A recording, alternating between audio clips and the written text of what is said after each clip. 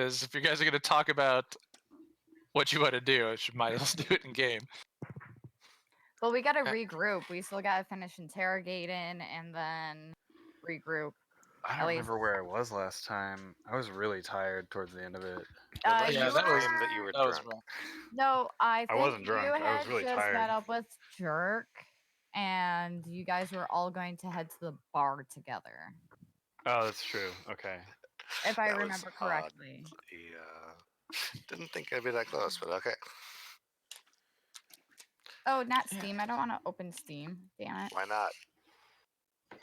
You can't like do one of Because those I'll spend Armor money. 99 of the same thing quests in 14 while you're playing D&D. I mean, You can't fish in that while you're playing I D&D. mean, What I else can can you fish do? Okay. across the room. That's the only reason why I can't. Tonight, we begin our evening with the party known as Sparkle Motion in the town of Phandalin, once again. Been here for a couple game sessions, but not an entire 24 hours in the game time. This is after returning from Wave Echo Cave, where you guys met a couple of Zentrim agents, and have been working a bit with them a little bit in order to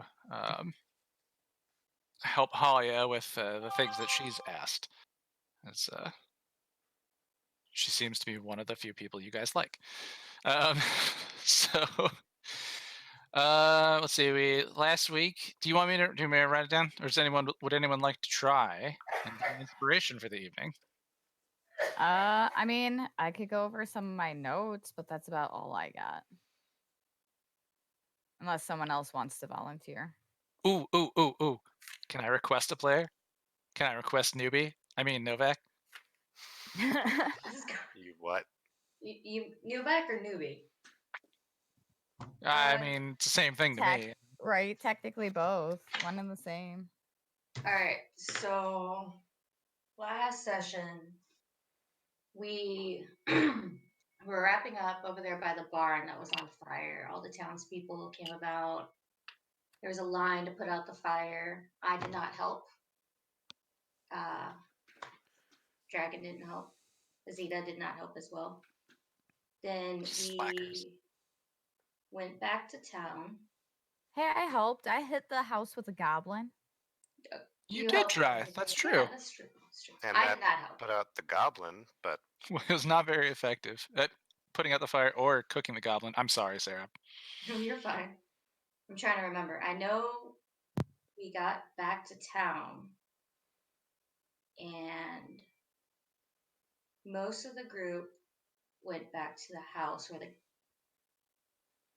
the doors were at, right? And Mm-hmm. I don't quite remember what all happened there, but I do know that they were ending up going to the pub. And Novak and Azita were at Halia's house interrogating the two people and getting some information. It's like a very quick rundown. We did get some information. Does that sound Yes, right? you did. Sounds Yeah, you right, did. right? I Yep, mean, do yeah. we want to go over the notes of the information now, or do we want to do that in character later with when we meet up with everybody? I believe we said at the end of the last session that we were going to finish the interrogation as the first thing. We're here as Yep. you guys had started going through that. There were some high rolls, as we could see listed over in the chat, which is pretty cool. Always nice to get some feel good rolling in there.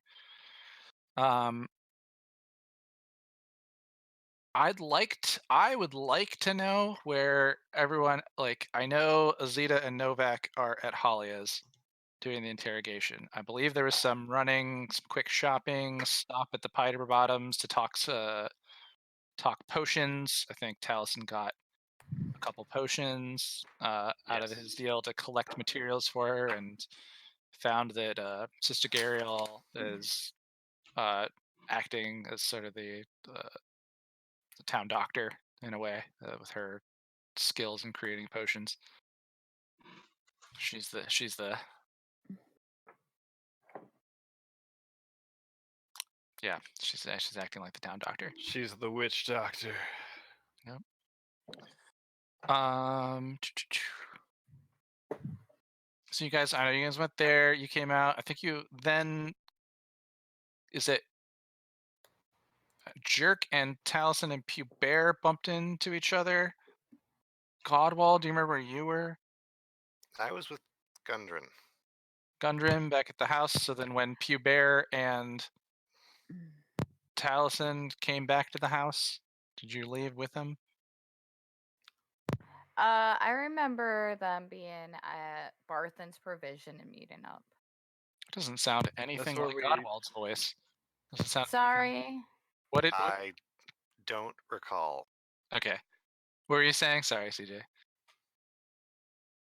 The last thing I remember with Godwall and Gundren is that they were at Barthen's and had met up with Jerk, and Jerk was very adamant about trying to find Taliesin and Bear and get everybody at the pub to have a drink. Go over to the Sleeping Giant tap room. Godwall, you can basically decide if you went with them or not. I'm just going to Sure. write you into a different group on this sheet of paper that I have, and then we're going Okay. to run these in little groups because I found it very difficult for myself to kind of keep track of where everyone was and also the kind of conversations of things that were happening. So I'm going to run you just in two groups, which is Azita and Novak are at Halia's, and Sparkle Motion is on the way to the Sleeping Giant tap room. See. And yes, why is the bar called the Sleeping Giant and the and the inn called the Stonehill? I don't understand. But anyways, okay, if we start there, those groups, we'll start with Azita and Novak at Halia's. I'm gonna try and split you guys down to being more like 5 minutes in between things, so we can kind of keep pace a little bit, and then when people have some ideas of things that they want to do, we can move to them instead. Sound good? Yes. Cool. In that case, Zeta and Novak, you are in the process of interrogating the doppelganger. You through some violence and questioning, learned a bit of information about the network that makes up the 8 arms of Lolth. You found the names of many of the arms, those commanders. And I did have one note on that in case anyone was taking notes, and is that I kind of messed up those names a little bit, and I wanted to make a very clear correction that I feel like Novak was trying to get me to clarify, and I just kept dancing around incorrectly. So the name of the person in Tribor is actually Vale Razorwind. So that was on there, and Sparkle Motion has something that has that information in it, but you guys know that the name of that contact is Vale Razorwind in Tribor. Then the arm of Lolth that I would have missed because I put that name in the wrong place is Krazen, Krazen. Oh, dude, those are delicious. I was thinking the exact same thing. Well, you got to tell me now. What, craisins? They're Krazen. They're like CJ, cranberry you're raisins. muted. I was just trying to make a joke. Sorry. Oh, I'm Krazen. always muted. Yeah, craisins are like Is that not what you said? Krazen. But yeah, so that's one of the 8 arms of law. It's Krazen. It was Thargar, which is Thryggar. Persephone, Glaze, Magma, Gunther, Horn, and Escapa. Escapa was Escapa.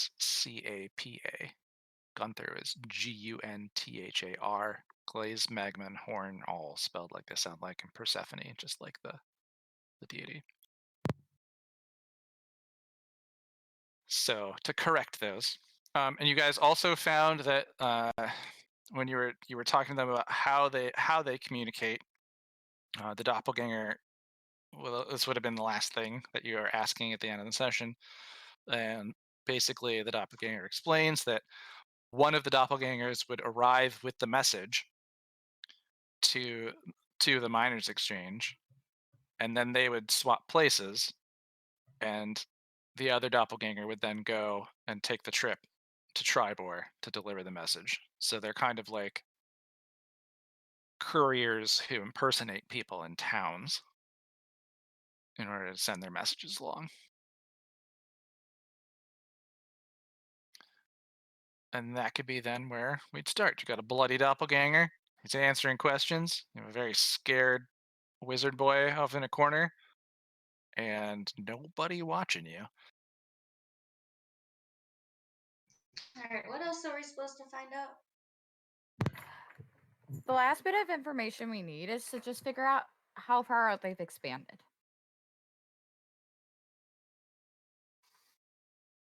Okay. So,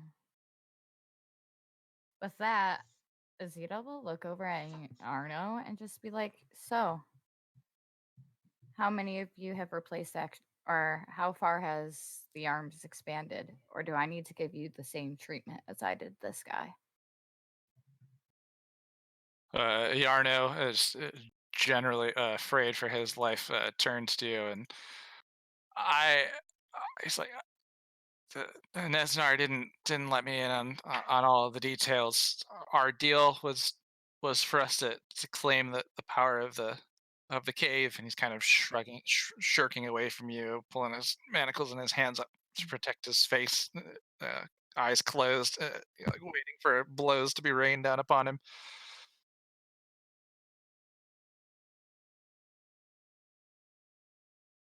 Okay, then with that, I'll like look at the doppelganger and ask him like, "Okay, how far out have you expanded?" Like cracking my knuckles as I like glare at him. One of his eyes is kind of swelling shut a bit. His nose is what where its nose would be. That bridge is just broken and bloodied. Dripping out his chin, and it's in a similar state of like, I don't know how far. I know they're in Tribor. It's like, we'll have Lolth will have agents in every major city. You can you could almost guarantee they're in Neverwinter and and everyone is in Waterdeep.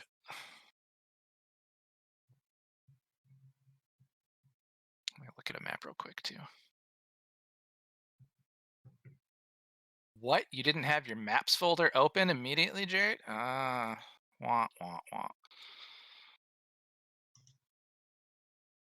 Things that he knows in the area. Tribor for sure. Neverwinter for sure. Everybody has.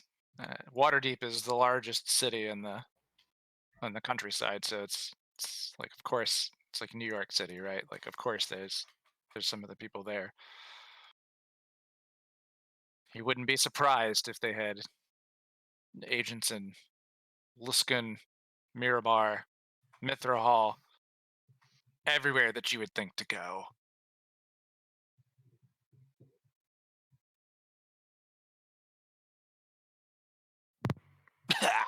Coughs up some blood.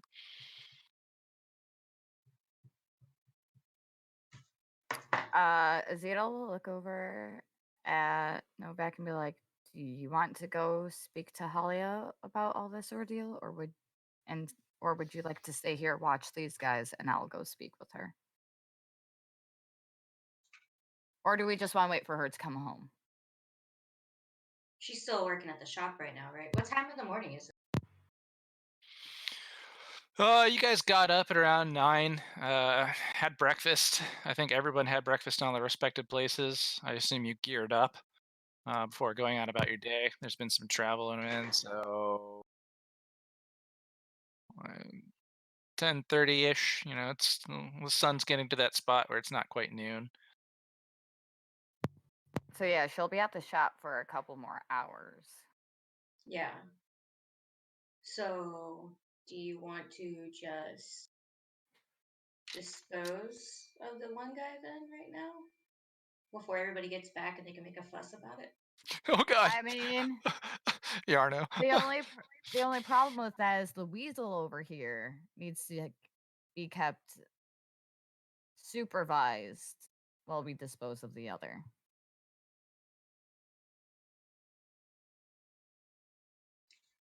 So basically, do you want to take him out in the woods and kill him? I'll keep watch over the squirmy one. I mean, I guess Novak shrugs like, yeah, Oh. let's just get rid of this person now. As you're talking about destroying him, you see the doppelganger start kicking and thrashing, pulls his leg up and puts down the manacles and just jams his hand free from it, like ripping skin and flesh off of it, and he gets up and he tries to like bolt towards the door. I'm He's gonna trying to grapple him. stutter and get up. Straight up. Reaction grapple. Give me a quick dex check to see if you can grab him before he goes out. Dex or strength? It's quickness. It's like an initiative roll. Okay. Oh, okay.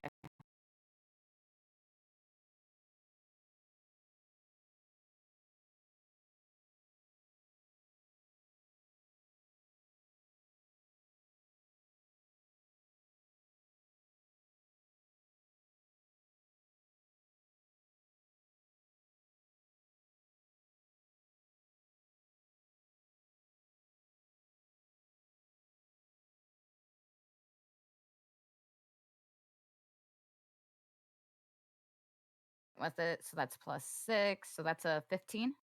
So hearing that he's going to that his death is inevitable from the two of you, he managed to pull one of his hands out of the manacles, kicking through his leg, bloodied. You grab him in time, but he's just able to like get out and then start moving towards the door. Then can I shoot one of my crossbows at him? Yeah. Roll me an attack roll with your crossbow. Would that still be a d20 or Yes. a Mhm. d8? D8 is your damage if you hit him. So you'll Okay. roll the D20 first. Get over here. Okay.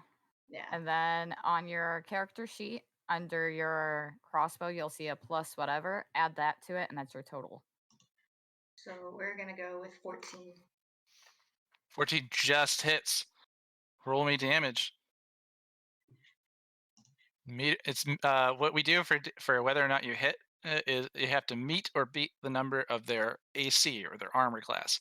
His is 14. You made a 14, so you're able to hit him with the crossbow. All right, so it's a d8 plus 2. So you 4. rolled. Okay. 4 damage. Yeah. All right. All right, so between the two of you, as he does like attempt to escape and get away from you, this scatter of this flurry of arms and legs and a little bit of flesh and blood flopping around, spraying everywhere a bit as you grab him and he pulls off, and it's just his adrenaline's pumping. He wants to live. A crossbow bolt going and hitting him in the body is enough for Azita to be able to grab him and wrestle him down to the ground. I could say you've got him grappled now. Okay. Is trying to pull away. No! No! Help! And he transforms into Halia and starts screaming in Halia's voice, Help! Help! Help! I'm gonna break his neck, like straight up, unarmed, like attack 2 times. Can we Alright. do that? Yeah, he's low on health. Are they Okay. incapacitated? So that's going to be +6. Like I said, see if the first one hits, and I'll see if the second one hits. So 16 on the first, and 25 on the second. Okay, the first one, roll your damage. My damage is straight 4 damage, so that's 8 damage total. Okay, well the first 4 you're able to knock him unconscious with your first blow. Okay. He was already quite injured. I mean, I don't care if he's unconscious. The goal is to kill him. I'm still going to smash his head in with a second punch. So then the second one would be with advantage for him being unconscious. So you could roll it, see if you can hit the 20. Yeah, I'll just check for crit. Crit check. Nope. All right, so the 19 obviously still hits. He's incapacitated, unconscious, and so you still do your full 4 damage, and then that means he would lose a death save throw. If you just keep hitting him, he's gonna go down. Okay, then yeah, I'll just keep bashing his face and repeatedly. Giant dragonborn just over top of him punishes him for attempting to escape, and you just crush his head. How do you kill this guy? Yeah, that's basically what. I'm going to like be on top of him, repeatedly punching him in the face until his entire face just caves into itself. Can we get? I All think I right. missed the gnome.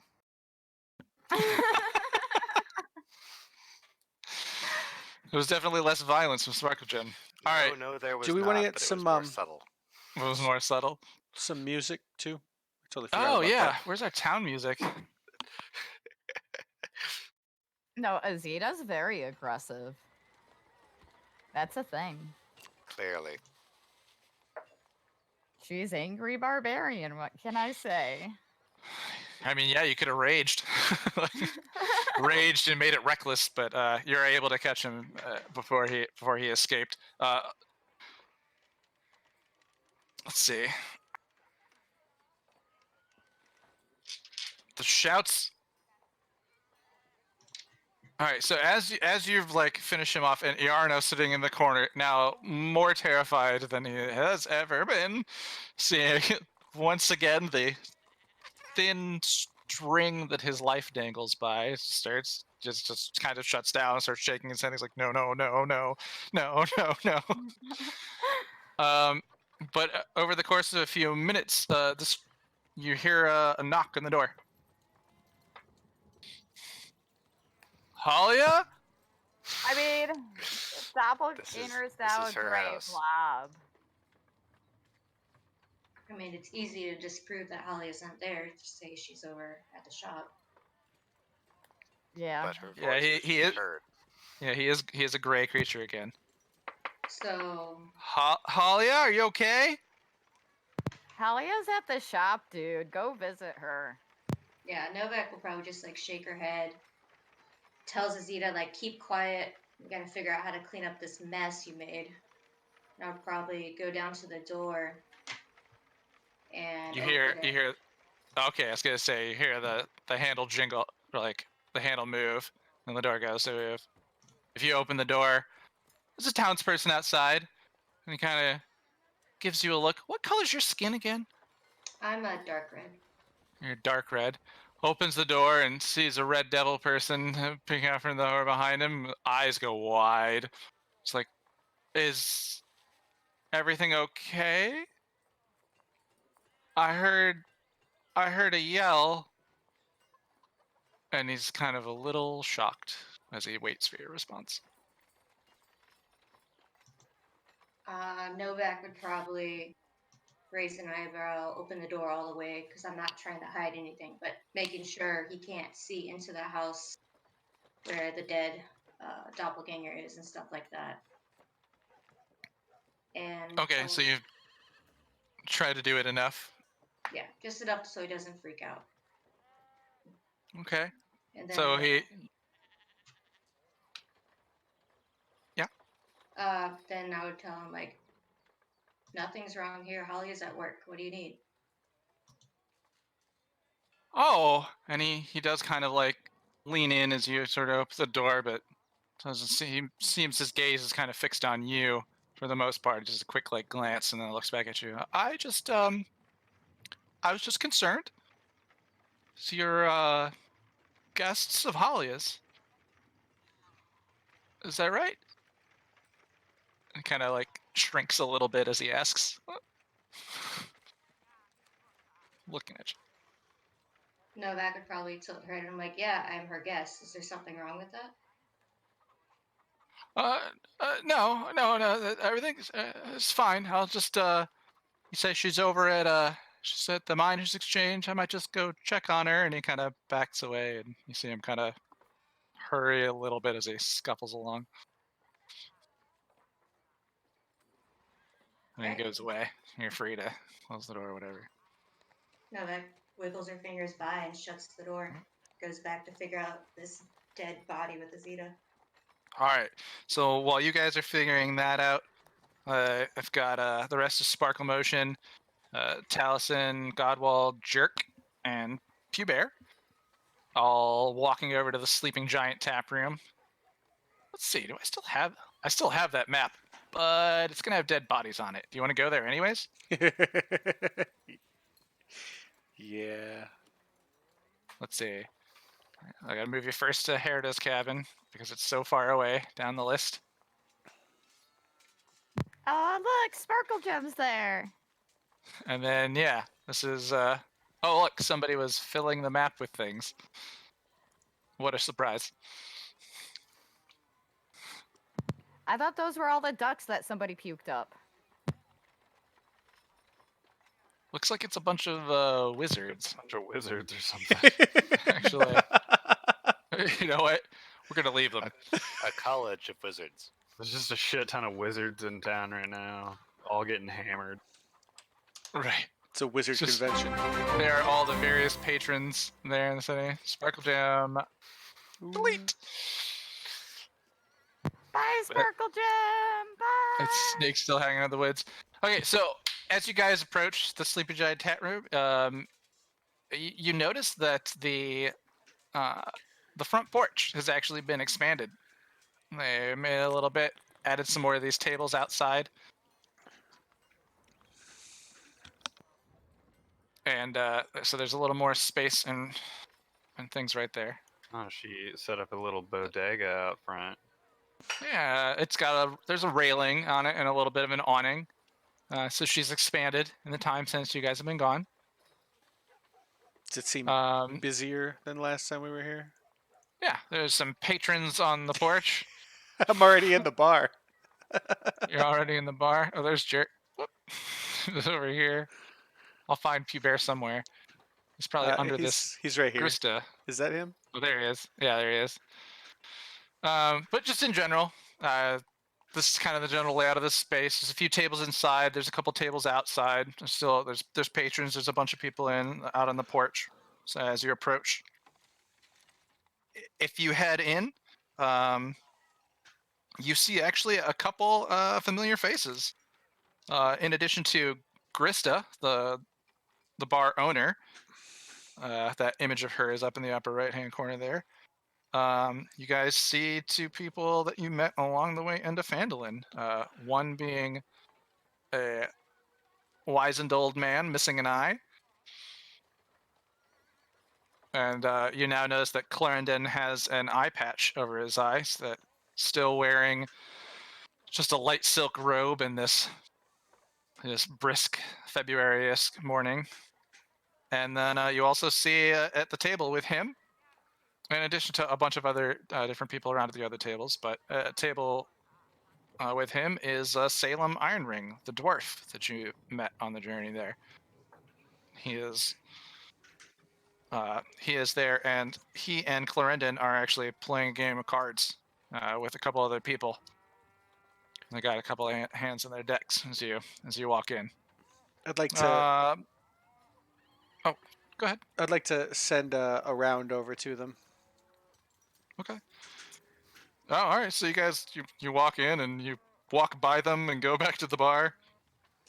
You just see a couple other people who look like they could just be travelers. A few men, a couple women. There's another few dwarves in there. Look like they're dressed up and having a drink before they go off about their business on the day. A couple other human beings. So you walk by Clarendon and Salem, and you go to buy them a drink, and Grista tells you, she goes, she's like, I'm too busy to do table service, as you can see. Early in the morning is one of my busiest times. All right. Well, I ask her if I But- could borrow a tray, and I'll deliver them myself. Of course, slides the tray over to you. She gives you a look. She goes, "So, you guys are back again."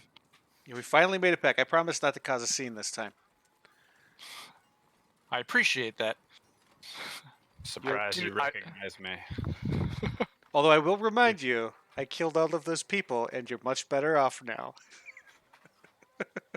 Surprised you recognize me, She goes- given my current skin and arm conditions. She's like, "It cost me money to have those people taken away. I had to do that myself. I remember what you're talking about." But she's like, "But here's your ales." She slides you a couple beers. All right. And then what's she charging me for it?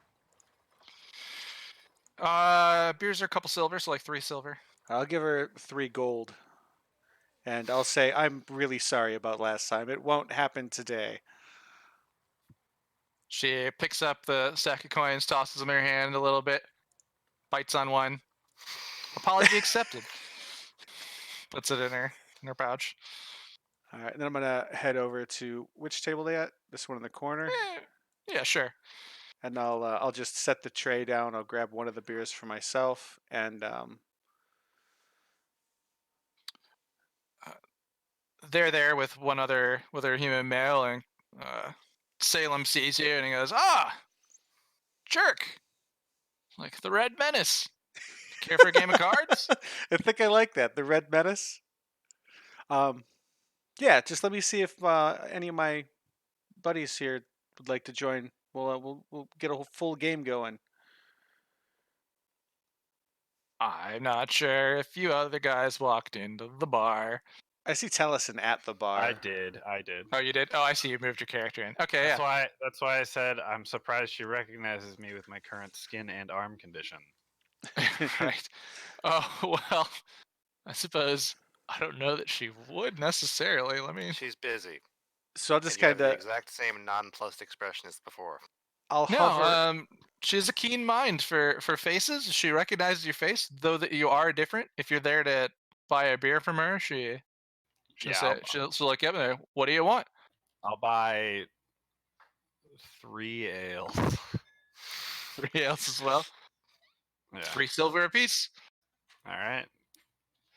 I'll give her a gold. Yeah, she accepts it willingly from you. Just thank you very much. She goes, I think it would be really interesting. Everyone here would be really excited to hear about what happened. You guys at Wave Echo Cave. She's like, might be a good story to tell. She smiles at you as she slides through the 3 ale. Yeah. I'm. I guess I'm willing to tell a story or two, and I turn around, holding my ales in my invisible arms, and start drinking one as I'm looking around the bar for somewhere to sit. All right. So as at he's this looking, point, do you have like? Are you saying like your short sleeves now, or because before you were like, I still had a shirt Okay. on? I guess I have my armor on, which I guess would be is my armor. Yeah, I guess I would have like a shirt on, so I guess it It's up wouldn't to you. be super obvious that my arms are invisible, but my skin does look like a kiwi or something. Yeah. I No. also- She noticed. She gave you a little bit of a look up and down, and that's where she's like, I haven't shaved in a while. why don't you tell your story? You know, like, just kind of wondering how that happened. Do you know while we're conversing, do you know anybody who is good with enchantments? Anybody in town? I got some things I need to sort out. She's like, well, no one who lives here, but there's a couple people who come through. Your friends over there. I would take a look at that wizened-looking old man. Seems a little crazy, but he might be able to wield some magic. You never know. You can never be too sure. You can never be too careful. Yeah. No, we met them along the path back here. Thanks. I'll go ask. And I walk over and sit my beers down at the table, um, making it like kind of like using the sound of like to like announce myself and be like, y'all remember me? I know I look a little bit different now, but I had a question about some. Are you familiar with wild magic? As Salem, say you come down, sending that, he recognizes you as well. Ah, Taliesin! Oh, Taliesin! Oh, what happened to you? Do you want to play a game of cards and tell us all about it? And you're like, pot's still real low. It's real early in the morning. And you can see that there's a few coins at the center of the table, and there's like the other gentleman is like eyeing his cards, and it's like, yeah, if you want to play, go on. But if you do, tell us your story. He's just Yeah. grumpy, I'll looking at his cards. scoot up a chair and um, take a drink of my beer and say, "Deal me in." All right. Do you have a card game for us to play? Yeah. Do you want to play the card game? We could make up our own. We have cards. Remember? Nah, I mean, I feel like we could just do some sort of like roll off kind of deal. Yeah, I feel like if we try to come up with a card game, that would be pretty in depth. I was planning on using my sleight of hand to cheat everybody. I mean, would you like to change Talison's proficiency from chess to playing cards? No, I'm okay. I mean, I feel like if you try to sleight of hand me, I don't know if you're gonna get past my like really high perception, but So as they're kind of listening, you're like, yeah, you probably don't want to cheat at our card game. Sitting around the table with you guys talking about this. Oh, this it's like, was not in character. oh, okay. So you'll have to say something like that when we're well, we in don't our do little we role play generally sessions. I know. yeah we don't do We character voices, so we don't do character voices, but we can try to say it when we're like saying something like not in character, but yes, that'll help. It's like, and as we're I don't know if you actually are gonna have like a game that we're gonna play, but as we are playing, I will describe everything to them as what's going on and why I have kiwi skin. Show them my invisible If you arms. guys, if you've got if you nothing up your guys sleeves. if you guys want to play the game, we absolutely can. If you don't, we I can just like sit that. here and chat. Oh no, I absolutely do want to play. Yeah, let's play. All right. First hands out on the table. Godwall, did you stay outside? Did you come in? I'm expecting the place to explode if they're both in there. So All right. yeah, pass. So you're just gonna hang out on the porch with those two wizards? I'm gonna. But they're just Wait. adventurers. Don't make me go out and get in. I mean, I will. I will pause the game and get you a bunch of characters if you can't put your imagination to work. Oh no, I really want there to be like a wizard convention in town, and that's why they're all there. Please. Nope. It's just a bunch of people and they're different, various travelers, adventurers. You can talk to him if you want to, but in your card game, he deals out a hand. It's you see Salem go through and in like a flourish of his hands and fingers flipping around, just starts like tossing the deck of cards back and forth to each other. After the guy who was sitting at the table just lost a hand, he gets up and leaves, just like it's just bad luck today. But the both of you sit down. You seem like he is an expert at this. He has almost like a dealer at a casino, the way he's flipping them back and forth between his hands, shuffling and output, and then deals you each 5 cards. Each of you roll me 5d6. This is just a really simple one. It's 5d6. Your highest total essentially is what's going to get you to win, but pairs do count for an extra point. Well, there we go. That was sure. Oh, there we go. Pair of sixes. So yours is 19. I have a pair of 4s and a pair of 3s. I've got a pair of sixes and a 17? pair of 1s. My total was 18. Clarendon laughs. Doesn't say much else. I love him. And Salem was the dealer. and Salem was the dealer, and we're gonna roll his out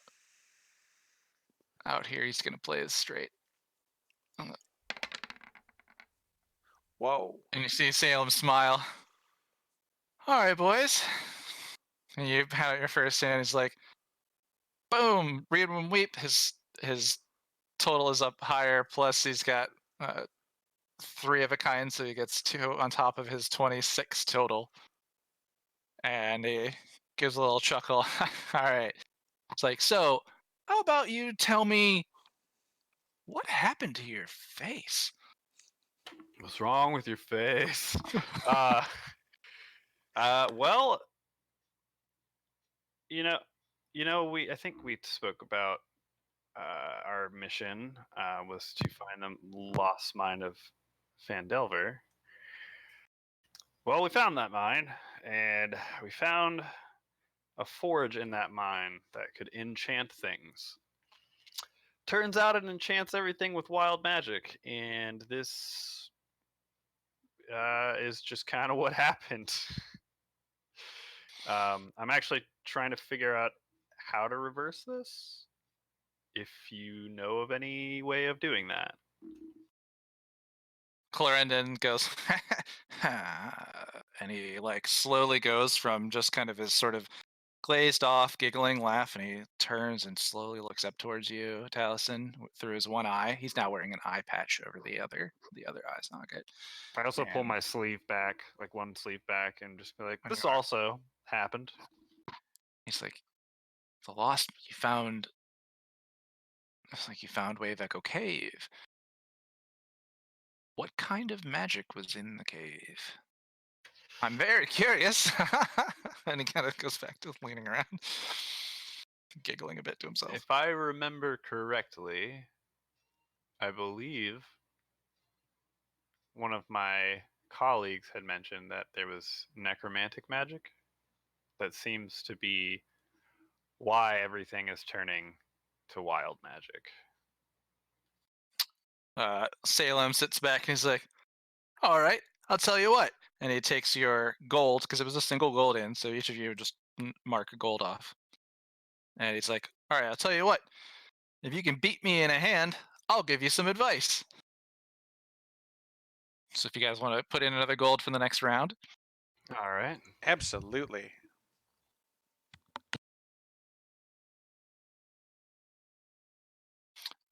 Then go ahead and roll me a 5d6.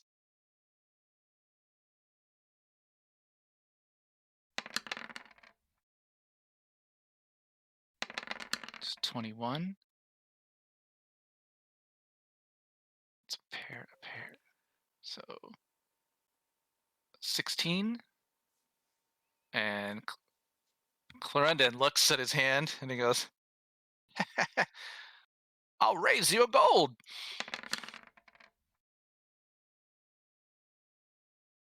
He feels like he's doing pretty well. He does put the offer out there. In this game, you can raise once around the table. And so it's off there. I guess I should have said it before Yeah, I rolled for him. So my bad. I'll stay. Right. Thanks. Right, my bad. And Salem gets back with you guys show your cards, and Taliesin wins it. Oh And yeah. since Taliesin was the one who wanted the piece of information, he's like, oh, it's like your luck seems to be strong today. Like, right when you needed it, huh? Interesting. Seems to be that way. It's like, Hasn't well, been going my way for a little while here, as you can kind of physically see.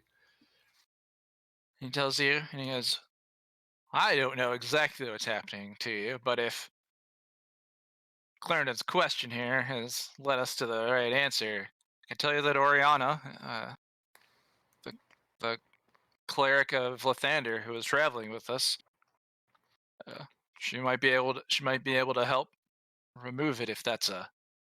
And he looks over at Clarendon. What do you think? Is that a curse? Clarendon just kind of looks at him and goes, and he shrugs. It's like, one more. He wants to play another hand. Did I win gold for that? Yeah, you won the gold that everyone had, so 4 gold plus 4 gold in yours. So I guess you minus 1 to put it in, so 3 gold. Didn't somebody raise? Oh, So they he put an off. additional he- gold in, right? It's 4 gold. Yeah, because Clarendon raised. Okay. Well, I guess that means if nobody did it. No, it didn't happen because they did the roll. So yeah, whatever. 4 gold. I don't care. Okay. So, but you win the hand, and he gives the advice. He's like, find Oriana. She might be able to help. We left her at the inn. She's usually not one to come and celebrate with us this early. And he puts back one of the ale that he has in front of him that Jerk brought. I am also going to take a drink. So yeah, but I mean, they'll sit there and they'll keep playing games with you as long as you want. They're hanging out in general. Clarendon's like, another. He wants to play one more. Come on. It's like, see if that eye still works for you. I'll play one more. By this point, I have finished my second beer and I'm sipping on my third one. You had 3. Yeah. Okay. And You're sipping on your third one? Let's go. All right, cool. Everybody throw in a gold. So Oh wait, how long have the time period has passed, like in game for one hand, and you're on 3 beers already? How drunk are you? chugging him. Oh, he won't be I drunk for drink another pretty couple of fast. minutes. A couple minutes, but yeah, he's drinking them pretty quick. Ooh. I'm gonna raise.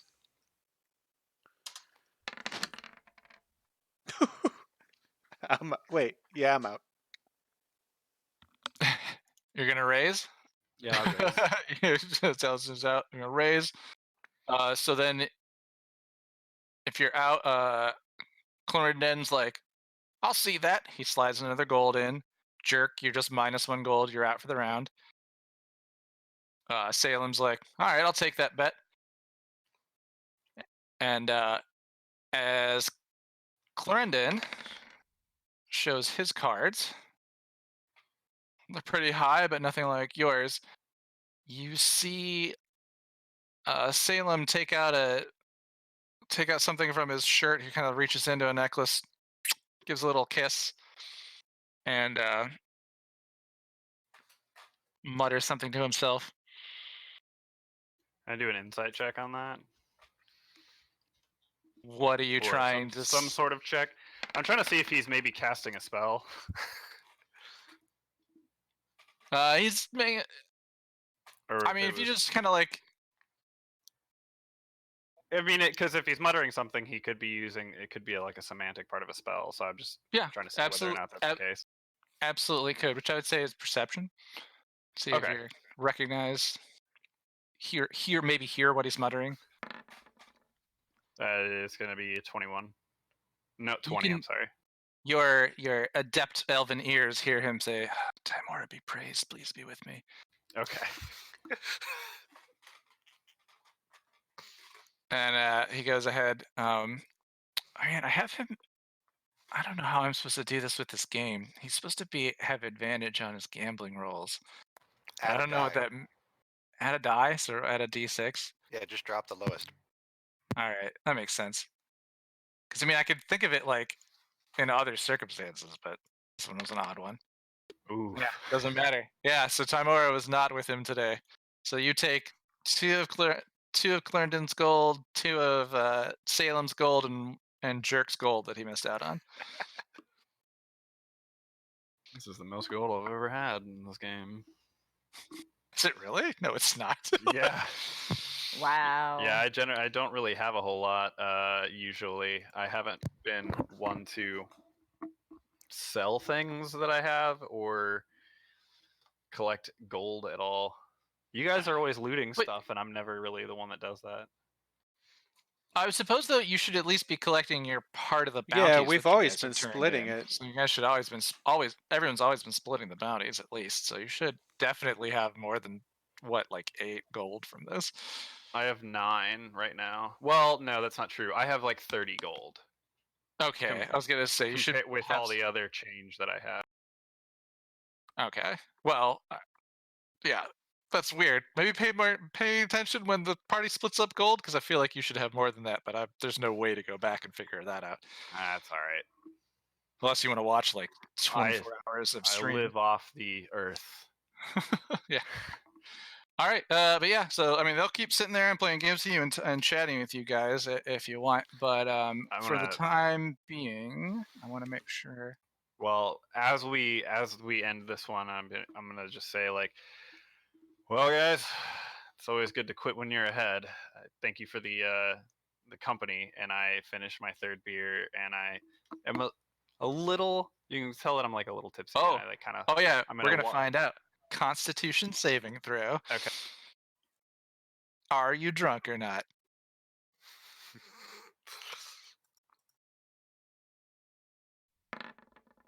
10. 10? Yeah. Oh, let's see. It's a very strong beer. Yeah, 10. I was gonna put it at 10, but I was like, well, you had 3, so should it be 10 for each? No, not really. It's an ale. So yeah, you're all right. You're a little tipsy. Yeah, but you're not. You're not suffering. Buzzed. You're not suffering a level of exhaustion. So Okay. you're still. You're a little buzzed. I'm gonna head off to find what was her name? Or Oriana Yeah. at the inn. Okay. A level of exhaustion. That's kind of severe. For being like really intoxicated to have disadvantage on ability checks. It's just hard to get rid of, you know. Well, it's drunk. It's You not. sleep it off. It's not. All right, so no, I wouldn't be. I'm using the effect of the first level of exhaustion. It's not a level of exhaustion. Yeah, so it would just be while intoxicated, he could do it. Because you could also do stuff to be unintoxicated. There's magic. Well, Jerk. I'm gonna peek my head out the door and see if Pubert and Godwald are out there. As you attempt to get up from the table, Clarendon seems with incredible swiftness to leap across and grab you by the wrist, pull you in close so that you're face to face. And and he says, it's like, in the coming war, the Fae and the Shadowfell, it's with the gods. This has happened before, and it will happen again. And then he lets go of your hand, leans back in his chair, and kind of turns and he I just tell him I'll be right back. I'm just gonna see if my my 2 friends who were afraid to come in here because of what happened last time want to play cards. And then I pop my head out and I see if they want to come in and play cards with our adventuring friends that we met on the way here. Are you still holding a beer? Yes. For PBR and them. I'm glad that somehow did not freak you out at all. Mid-morning. Right. Yeah, just like, nope, that's fine. It's cool. I'm half demon. I don't think that's gonna really mess with me too much. Just don't even notate it or anything. It wasn't information at all. It's just a random thing a crazy man said. Yep. So Pubert sees you. Actually, I only 13 meet in combat at the spot of the Great War. I only heard half of it anyways because you cut out halfway through. Oh, okay. Then Clarendon grabs your wrist. He grabs you, brings your face in close, and he says, "In the coming war, the Fae and the Shadowfell are aligning themselves with the sides of the gods." And then he releases your hand and kicks back and giggles and laughs. You can always ask me to repeat myself. It's okay. Especially with our sound cutting out. That's been a little weird lately. But as you pop your head outside and see it, Pubert kind of sees Jerk with a beer and is like, hey. And hey, we want to play cards? And he looks to you, Godwald, for like advice. Like, you want to play cards? I don't think we have the time. Oh, okay. You're right. Sorry, Jerk. Next time. Aww. All right. Well, I suppose if they don't have time, that means I don't have time either. It was a pleasure. I'll catch you guys soon, and we'll talk more about the Fae and Shadowfell War later, Clarendon. Bye, buddy. Do I hear him saying that because he's still standing in the door? A little bit of hustle and bustle happening outside on that porch. You know, those 2 party wizards dancing. Go ahead and roll me a perception check real quick. Since they all have to be wizards. No, I totally put them down on here in order to be like, all right, I got to come back and I got to replace these with people, and I Like, never did. we're in the mainland. This is where the Wizards of the Coast go, and they don't want to be on the coast. Yes, these are the Wizards of the Coast. These are them. All right, yeah, and roll me a perception. You can beat a 10. It's easy enough to hear him. No, you did I not hear actually that did bit. not beat a 10 No, no, you did not hear him. somehow. There's just enough noise and things happening where he kind of leans his head back in. It's not directed towards you, and he comes back out. All right. Roll 20Y. All right. Well, that was a good moment there. Let's get back to Azita and Novak and Hop. So Azita and Novak back at Holly's I house. am muted. You are muted. Let's see. Let's drag you all the way over to this tomb entrance, and then a little bit farther over to this Phandalin map. All right. Do you want to take lead, Novak, or you want me to? Well, we just finished with me coming back inside. You're probably still on top of the dead body, right? Yeah, probably. Yeah, you guys shooed the neighbor away. Yeah, so and he definitely trusted you. Yep. He went away. That's all that matters. But yeah, so I'll just like kind of get off of this dead gray blob and look at Novak and be like, so what do we do with this?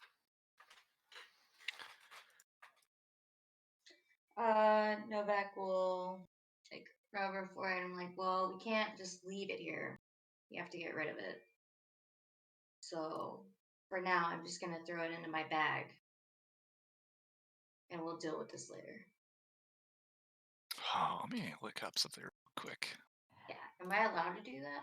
I looked Oh at yeah, the rules. absolutely. I want to see the size of the opening of the bag. 4 feet wide, if I'm not mistaken. Or it's 4 inches wide. One of the two. 2 feet in diameter at the mouth. Yeah. So yes, you can chop him up and put him in the bag. Does he have to be chopped up? At least in 2 pieces, I think. Okay, I'll use my great sword and start hacking away. Like, bring down the blade and a nice swift chop right through about where you judge to be the middle of him to make him the most packageable. Give me a as second. possible. I'm going to roll a d20. If it's less than a 10, it's more like a 4th because, you know, Azita's not smart and can't tell where exactly half is. Okay. Oh, yeah, no. It's more like she chopped off a leg. Yeah, she chopped off a leg, chops off another leg, chops off the arm, chops off another arm, decapitates it. I was like, these should fit. Novak lets out a sigh and starts gathering all the pieces and shoving it into her bag. She also Right. looks around. Like, Azita, where's that head at? The black spider's head, it's on a stick, like somewhere in the house. It was In their house there, yeah. Yeah, so Yep. It's. No, I guess I'll go find it and fetch it for you. It's a one-room house like most of the homes here in Phandalin. Okay. So a quick glance around, you see where the head is on the end of the stick. The hair is tied to the top of the staff so that it can kind of dangle down from there. You could easily cut the hair and put the head in the bag too, if that's what you're thinking. And you were waiting for Jerk to come back with the jar that he never came back with. So she kind of, I think she might be like, did you hear all that? No, I heard it. Yeah, Okay. it's sitting in my bag. Well, Yeah, so you found the head. It's just in the room there. So now that we have all of our information we need, do we want to see what we're supposed to do with this other one? And Azita's just going to like point over her shoulder at Yarno.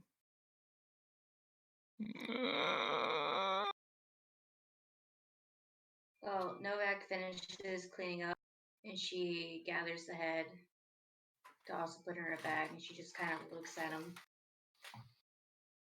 This And room stinks pretty bad from when the doppelganger shot himself earlier. It's not a nice I mean, it probably nice smells even room to be worse, hanging out in. considering he shat himself a second time when we killed him. And he died. No, his bowels were empty. So he just did it the first time. Okay. Stress pooped. All right. It's not a pleasant place to be in this room. No. So Novak grabs the head. She doesn't stuff it in her bag just yet. She kind of just glares at the other guy. It stinks, so her lips curling up. She asked Azita, "What do you think we should do?"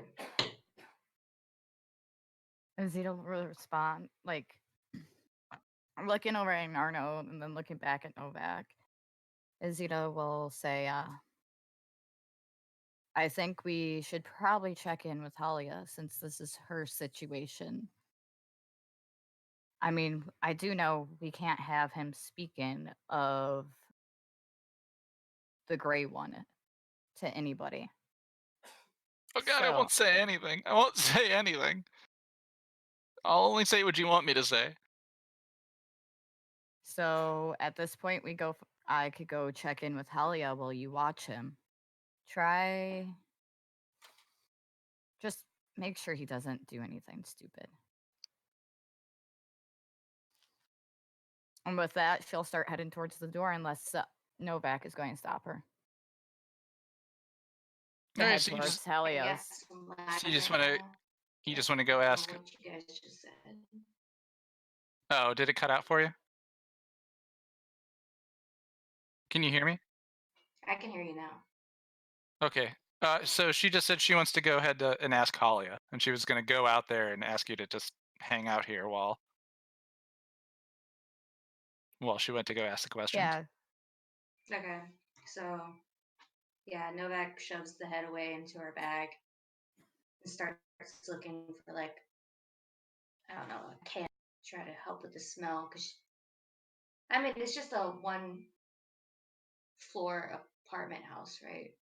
Right. So I can't, if I open up windows, anybody can look in. Pretty much. Would it be?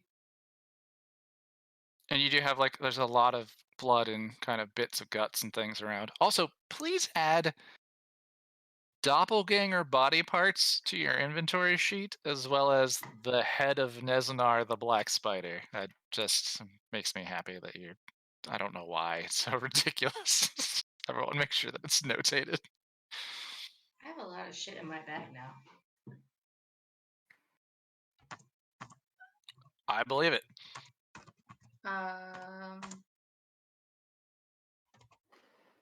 Okay. Okay, so are you gonna go with her? Are you guys?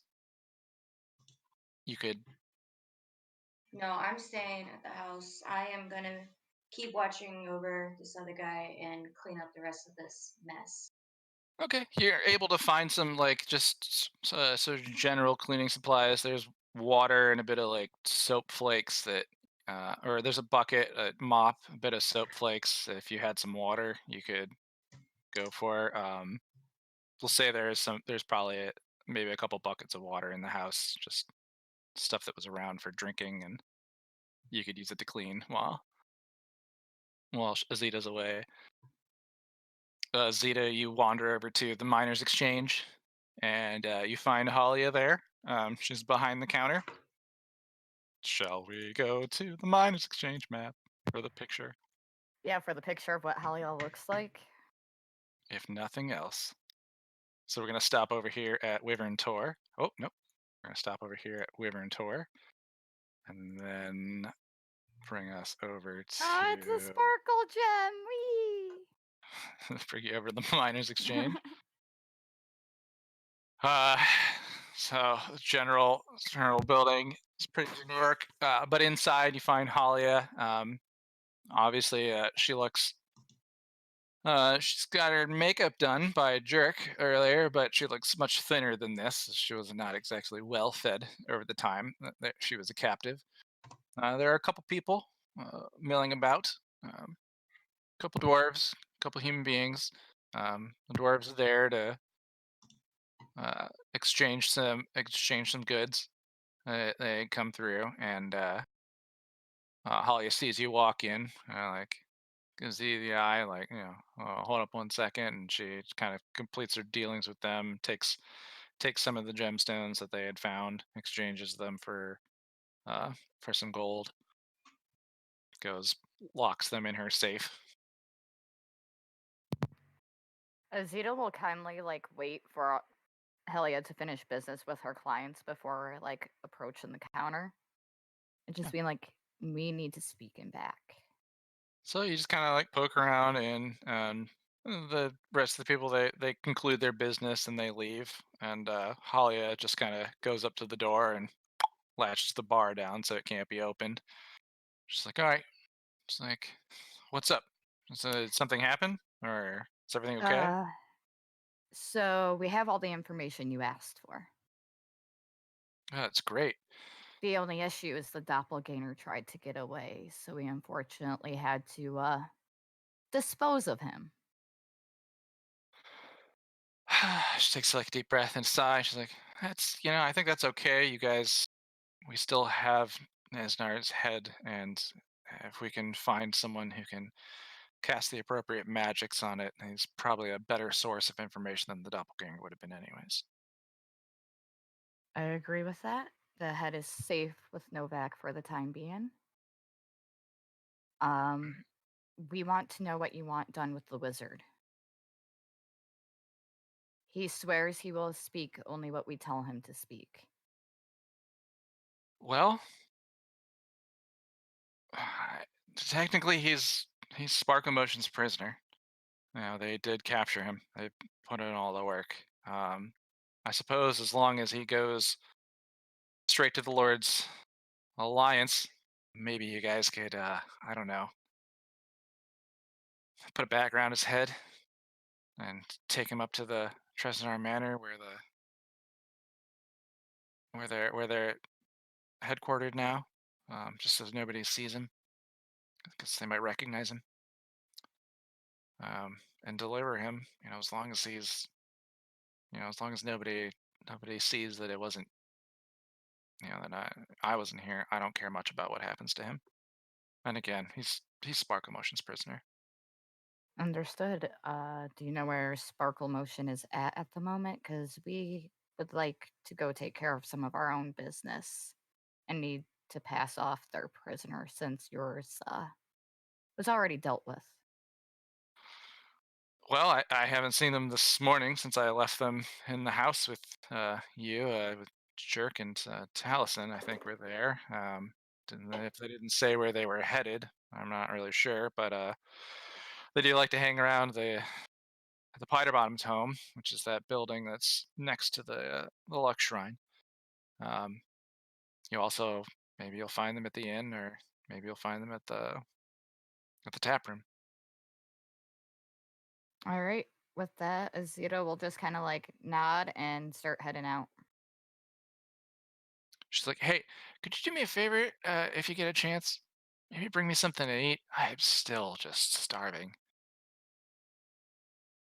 Azita will be like, "Yeah, I could find you food," with like "Ah, kind of a smirk on her face. Uh, Because I can't okay, guarantee it'll be food for humans. okay. She kind of looks at it. She's like, "Maybe I'll figure something out."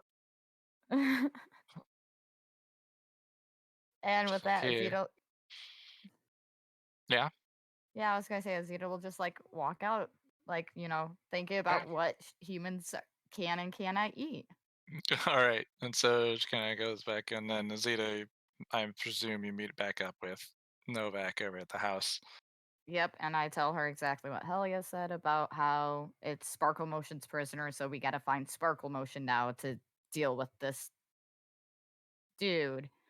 But that Helia did say we should put a bag over his head.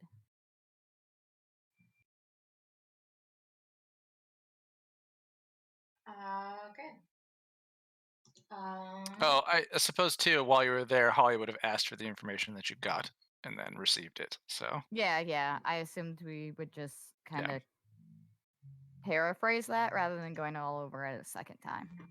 right, arms of Lolth, doppelganger, couriers.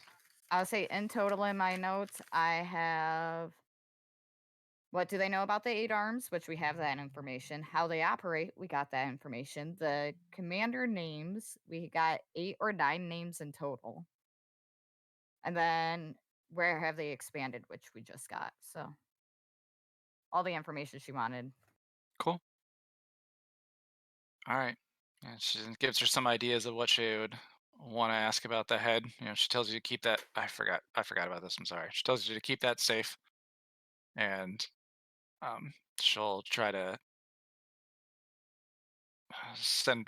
she'll send word later today and see if she can find an answer where to where to send the head, or if they can get someone back here to deliver it.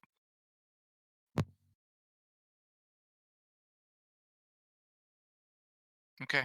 Yep. So then you guys are back together. You guys are back there. You guys gonna go look for sparkle motion? I'm going to put a sack over this dude's head and then look for sparkle motion. I love watching you talk for like minutes at a time and And then not say anything. under it. All right. Yeah, it's a thing. It's a thing. I talk a lot. Do you want to take the prisoner? You want to leave the prisoner at the house still, right? I mean, at this point, that Halia said she would like she doesn't care what happens to him. We can either leave him here, but there are sparkle gems or sparkle motions problem, not sparkle gems. Jesus. So we would need to check in with them to see what they want done with this prisoner, because I'm tired of sitting in this house. Okay, yeah, we could. I like to throw. I mean, we could tie him to something in the house and hope for the best. I don't think he's going to go anywhere. We literally just murdered somebody in front of him. I feel like if we just like gag him with like a chunk of fabric from something. I mean, how would I go about just like knocking him out? I mean, you punch him until he goes unconscious. Mm-hmm. And hope he doesn't die. Yeah. I I mean, I'm not going to punch him because I'll probably kill you'll him. kill him, yeah. But my strength's not that high. I just want to knock him unconscious. So And he's just in there. He's like, look, I swear, I won't say anything. And he starts whispering, I'll be really quiet. You could just listen to her. You could just tie me to the bed. And he is in manacles because you guys had 2 sets of those. There is also a pair of manacles from the doppelganger, which you could bind his legs with, and then you could tie him to the bed. And he's like, it's like, just gag me, tie me up, like, please, or just take me to the jail already, please. I really think I just like. After he starts crying, Azita will take like a part of her ration out and just like offer it to him because she feels sorry for the poor guy. She doesn't know what the guy's done. He's just he kind of reaches out and he's like, oh, thank you, and starts gnawing on the granola bar. After all he had had were kind of like the scraps from your guys' meal that he had before. Okay, it's like, if you just take me to, you just take me to the jail cell, I'll be there. I don't know. The only Just issue. don't kill me. Just don't kill me. Oh, we lost Novak again. Dang The it. only Dang issue it. is we can't have you speaking of the doppelganger, no matter how badly they torture you at the Lord's Alliance. I mean, I can't stop magic from telling me to tell things, but I'll I won't I won't say anything about how the doppelganger had replaced her. That no one in the town needs to know. If it might, it's just generally. We'll agree to whatever you say. Part of me just wants to like cut him loose and let him go. I feel so bad for this guy. I do not. I know you don't. I don't care. like the whole crying bit, Novak does not care. She starts to look around to find like a bag to put on his head. And then go searching for sparkle motion. Yeah, we're gonna go find him. I think we're just gonna take him with us. So as soon as we find sparkle motion, we just get rid of him, and we could do And be like, our own thing. here you go. Here's your problem back. We got some business to take care of. Yeah. Okay. All right, you've got him bound with manacles. You've got some rope. You could tie to the manacles to kind of drag him along behind you. You could take maybe, I don't know, a pillowcase or sheets or something off of there, or maybe some of the sacks that have some of the food in Holly's house. Use the sacks there or something. I don't think you have any in your inventory in particular. No. So do I need to search the house and see what I can find, or just pick one of those things? I could Is say there a there's, pillowcase? yeah, you just put the pillowcase over his head. Just to cover his face, right? Yeah. Just Yeah, like find a cover his pillowcase. face, threaten him, he'll be quiet as you drag him along town.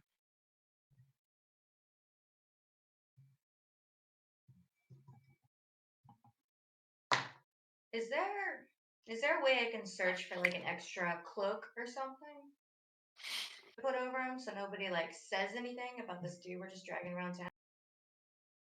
Yeah, you could search Holly's house to see if there was any clothing in there.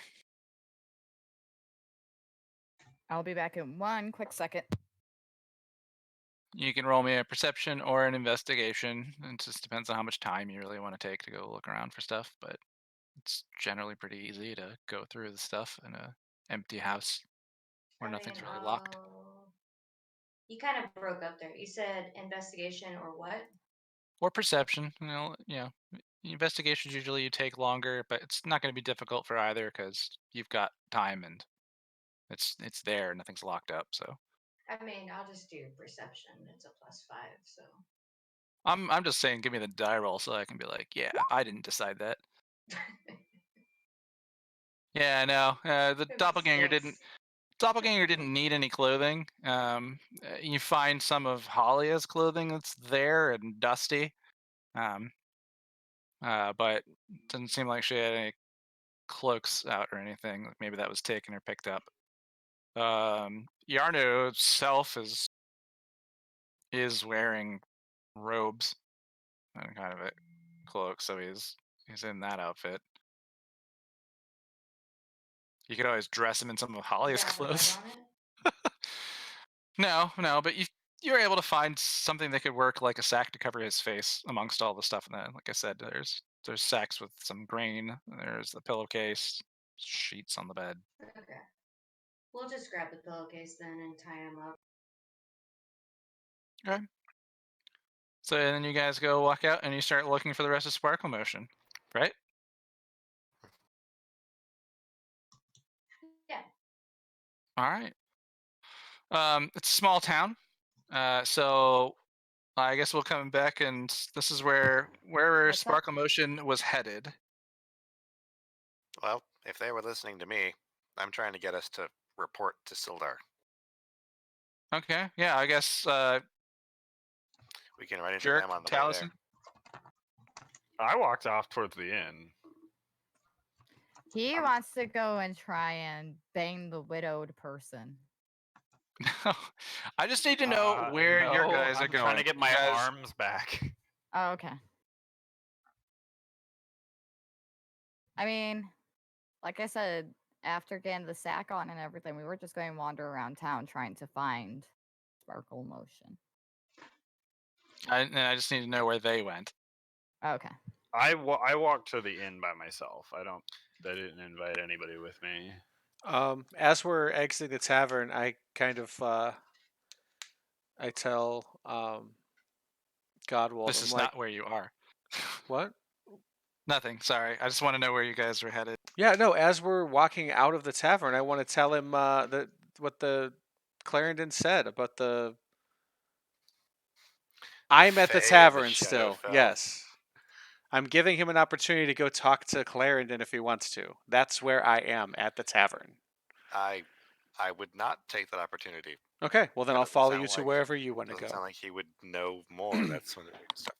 So yes, I would be trying to get Pubert and Jerk to go with me to see Sildar, and Taliesin has wandered off wherever he wants to go. Okay, so we split up again. We're in three three parties. Not my fault. Yep. No. So Godwald, Pubert,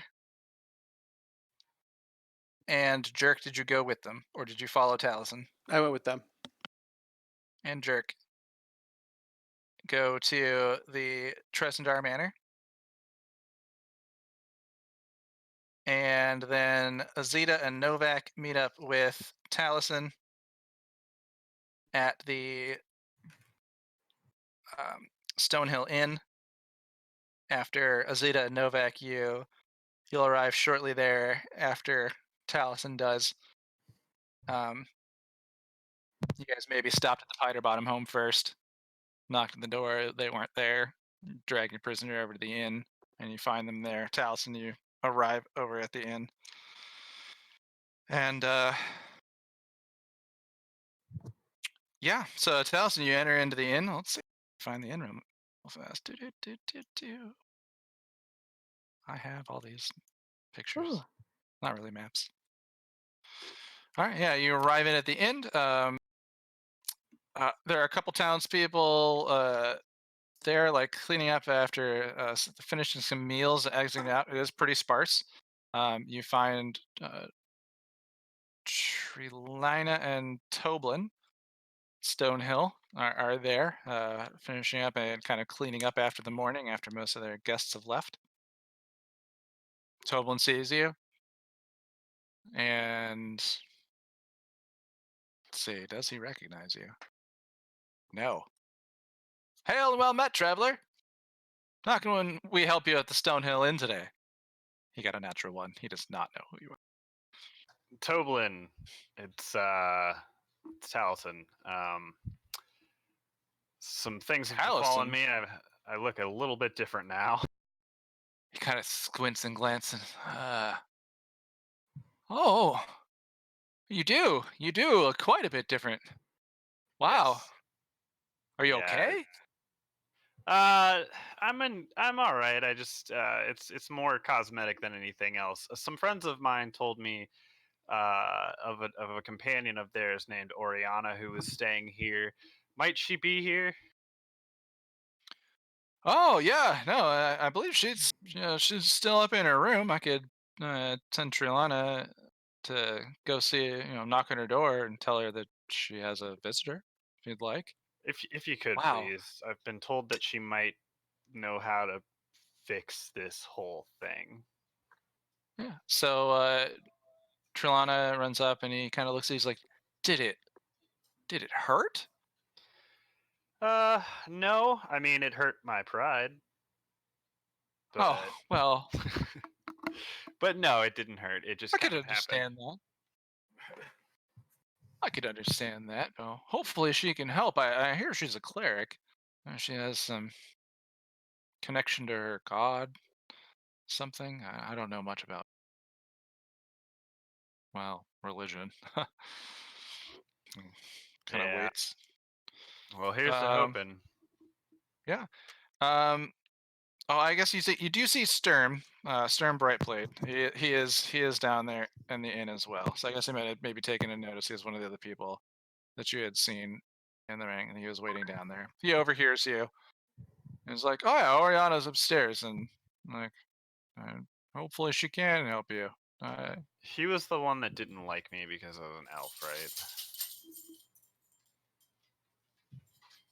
Was he one of their companions? But then he did like Yeah. you because you gave him ale But he. or Well, yeah. brandy. I mean, I ended up befriending him, but at first he didn't like me.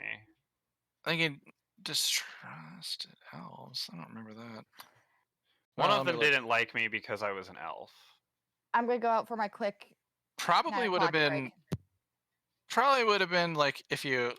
And it's not that he disliked you. I think you guys take like the slightest nod as being like, "Oh man, that guy fucking hates me and he's racist and I hate him." But I think that he really just kind of like looked at you like, elves, and like it was like a passing comment. But that would have been Salem, the dwarf. Okay. Well, yeah. No, And it's I not mean, I even wasn't. it's not even elves in particular that are his thing. He guys just never even All like, right. I just remember like that. he made that comment, so I made it my goal to like befriend him because he made a comment that he didn't like elves or something. Yeah, like I think it was like elves and gnomes. He was just like, and he just immediately kind of had a grunt and a look at you. But I think but Okay. you guys repaired that over some ale, and you've since played some card games. I believe it was brandy actually. I think it was the last my good brandy that I had. But yeah, no, Oh okay. yeah, I just wanted to make not sure. bad. I couldn't remember which one was which one was which. But Oriana comes downstairs. Trilena, found her, knocked on her door. She comes down first and says she'll be right down. Oriana comes down afterwards. She sees you. She sees Sturm there. Sturm's the guy with like the mustache, armor, and swords. And he and Hubert got along like swimmingly well and told stories about knights and battles. And Sturm told him a bunch of the things he'd done. He wanted to hear the stuff that Hubert had done, and so they were they were uh, they were bros after that. After that for a bit. But yeah, once Oriana comes downstairs, she says, "I hear I have visitors. How strange, since we're only visiting here in this town."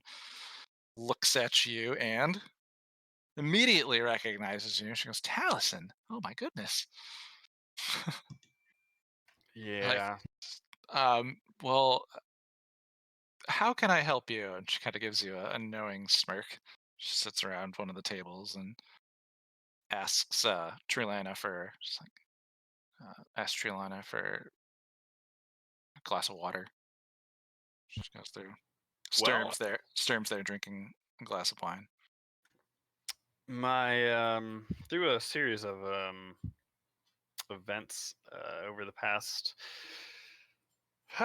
recent history, I have my articles of clothing have been enchanted with what has been described as wild magic. Um, doesn't do anything inherently on its own, although when I have been attacked, it has gone off and has caused me to look like this. And I also show her my arms that are not there. And I was hoping Sleeves. you would know of some way I could reverse this. Um, All right. She kind of, she looks at you and kind of looks you over. She's like, "Well,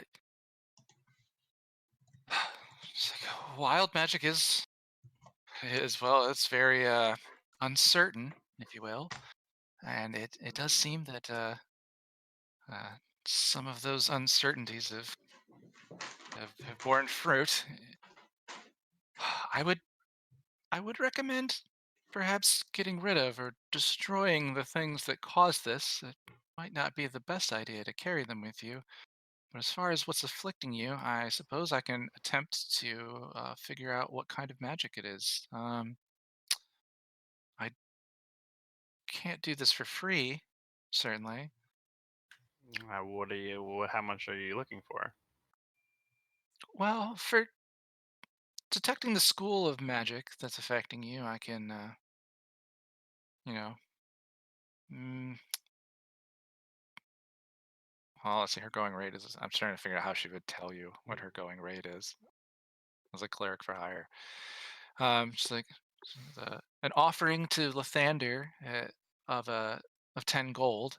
I can, I can cast a ritual with his blessing, and so if you'll hear, and she pulls out what is like essentially like a tithe box, and puts it on the table, and it's a little ornate metal box inside, and she goes, for an offering of 10 gold to Lathander, I can figure out what is going on, and perhaps once I know what it is, I might be able to cancel uh, this this spell. Perhaps it's a curse. I'm not sure. Sure thing. Anything to no longer look like this. Honestly, Right. I will go ahead and give her 10 gold. Okay. She kind of just opens up the little tithing box, and you can see that there are like platinum inside, but you put the gold in. She closes it, and she goes, "All right, well, we'll need a space, and probably not best to do around here. I've noticed that the folks in this town aren't really very keen on magic. I don't think they understand it very well." So she invites you up to her room. Sturm kind of looks like, "Well, obviously I'm gonna come to protect you," and he follows up behind her, uh, spear in hand and full armor that he is. It's actually kind of a he kind of hints off as to that's why he stayed behind, as he's here to guard Oriana. Attaboy, Stern. Who else is in this room? Zeta and Novak. You guys came in a bit afterwards, before their conversation ended, and you can kind of walk in. Toblin greets you again. He's like, "Oh, the friendly travelers. It's good to see you again. Did you need a room? Maybe." Did we see Talisman go upstairs or no? You see him as he's about to. Like they're finishing up their conversation as they're sitting down there. You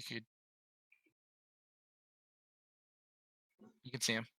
Right. But at this point, he's upstairs, so we just see him go upstairs. Or can we Sure. still stop him? I was gonna say you guys weren't too far behind him. You went to one other place before you came to the inn. You went to the Pita Bottom home, found that house, found they weren't there, had a conversation, walked over here. So in the time that he's had his conversation, he's probably about to go upstairs with her. Phrasing. They are heading. What? Okay. No, the phrasing is you're walking upstairs. Going upstairs. I mean, If going upstairs with someone just straight up means sex, then you've gotta lower your sensitivity, I think. Right. Like, oh. Right. Anywho. I guess upon walking in and seeing Taliesin only there, do we want to hand him over to Taliesin, or do we want to try and find the rest of the gang to hand him in? Yeah, if you guys just want to let him go up there and go look for them in other places, that's absolutely fine. I mean, I would like to get everybody in the same place just for the sake of making things move easier. Out of character. yeah, out of character. If we leave the inn, are we gonna find the other guys right away, or? It'll take us a little bit to get to them, but yeah, we Yeah, should have no problem finding them. yeah. You just see Taliesin go up there, and you're like, all right, where's Taliesin? You can shout at him real quick, or not. So if you guys don't, Yeah, well, I say Azita is just going to be like, "Where's the other red-skinned person?" and just like be Hey, looking for a jerk. to Toblin, I haven't seen Jerk here. Uh, so many red-skinned people around lately. It's really interesting. He didn't stay here last night, so he's not here. Not not here. And I'm sure upon seeing me enter, he's like scared again. And he's kind of like, and he looks over, like some of the townspeople are going around, and Pip's mom, Kayleen Alderleaf, is there.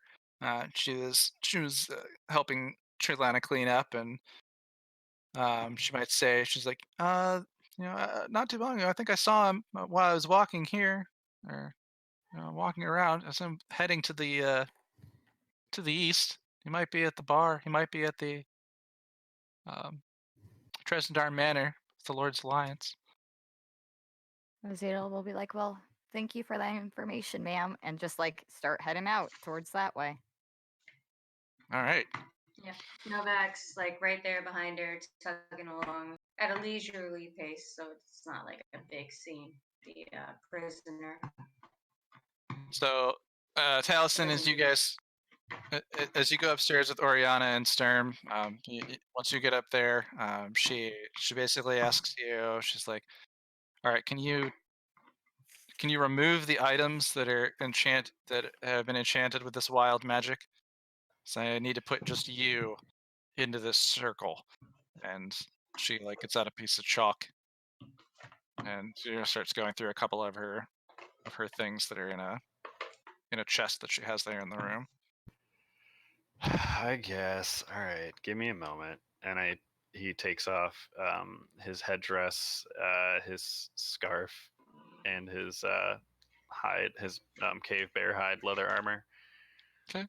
She asks you to stand still and starts drawing a circle on the ground in the room around you. As she starts putting more detail into the shapes, you do see a couple.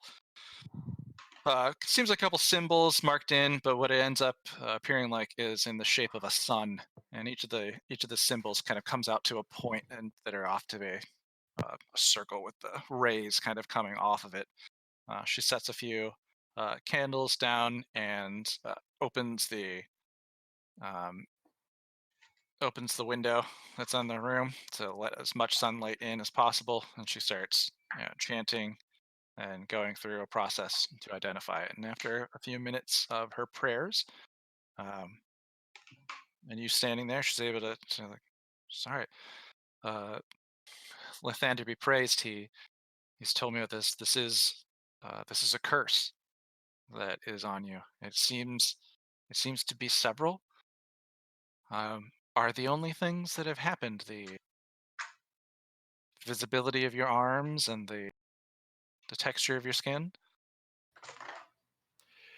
Well, I also uh, caused everyone around me to turn into snowmen at one point, but it doesn't seem to have affected my body. Okay. Uh, that seems to fit with what I'm feeling here. I can remove this curse from you, but it's a powerful magic, and Lathander requires a hefty tithe. It will If you have 100 gold, I can remove this curse. Both of them. I do not have that much. Although, I believe I have a way to get that. My work in the mine is unfinished. Okay. And if I go back, wait up. Oh, the mine. She's kind of like suddenly realizes she had generally been, you see this like look of like kind of uh, a moment of clarity like hit her. She's like, oh, the mine. She's like, so this came from the mine. This magic happened in the mine. Do you know, what the magic was that was in the mine? I have to say I had a bit of a divination come from Lathander, and I think it may have involved you all, your party. Um, if I know this correctly, tell me, is it true? Are you known as Sparkle Motion? Indeed, we are. And as for the mine, the cleric had, I believe, that was with our party, had described it as necromantic magic. And she says, when the dancing stars return to Phandalin, you will serve as a conduit for my power. He always he always knows right where to send me. And she says, I think I might be able to help you all with that aura in the mine. I think I was sent here for that. Sent here to wait for you to return. Hmm. Well, isn't that convenient? I plan on Well, trying to get everyone to go back. We still have a job to do. We were supposed to clear the mine, and in doing so, I believe it will return my items, or it may have some effect on my items, or at least the the forge there that imbued my items with this magic that has caused this disfiguration of my body.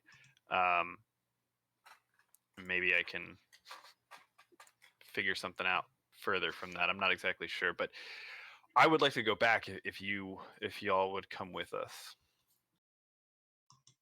I think that's something I would like to talk about, and I'd like to talk about with my compatriots. And she looks to Sturm, and Sturm says, he's just kind of been standing there in the corner, just kind of blankly hanging out, not doing anything. And here's my compatriot. He looks and he's like, "Oh, Oriana, you know we follow Clarendon's divinations. Your prayers often help us, but if we all decide it's something that we could do, perhaps there's someone who runs the mind, something that we can work out a deal with them." Clarendon, he is actually who told me you were all here. He was also interested in what magic was in the mine, so he may. And knowing what that crazy old man thinks, what he wants, I never know until it's already come to pass. Well, I mean, he expressed some interest in it, so I don't think it would be too far off to see if maybe he may want to come with us. But if you guys are looking for somebody who runs the mine, I happen to know that person.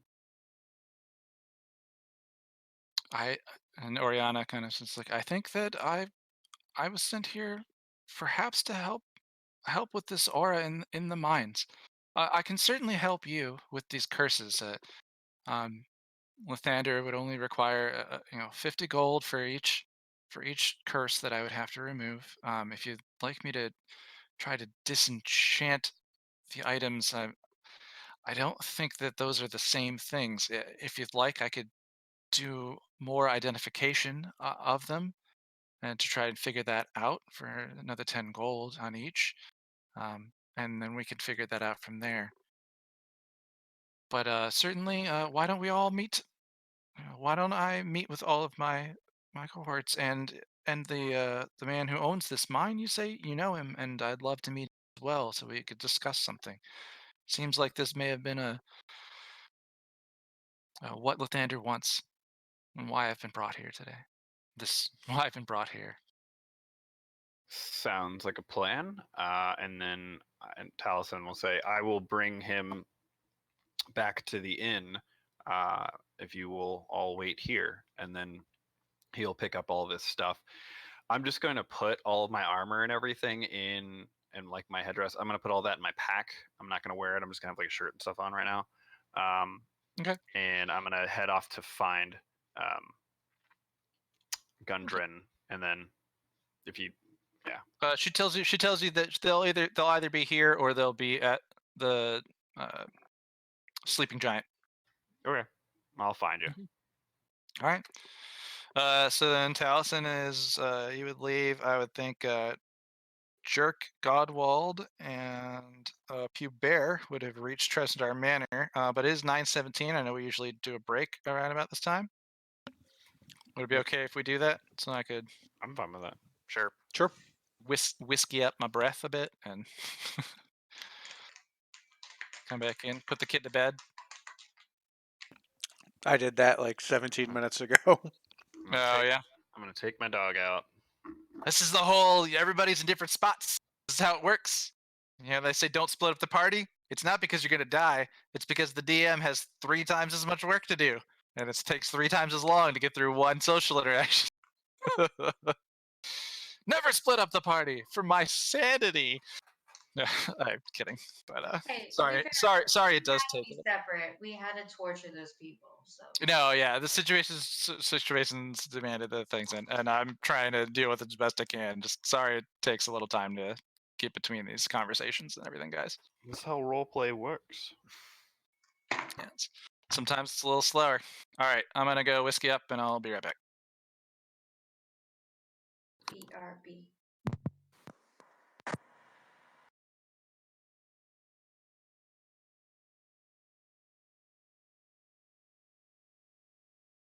Nope.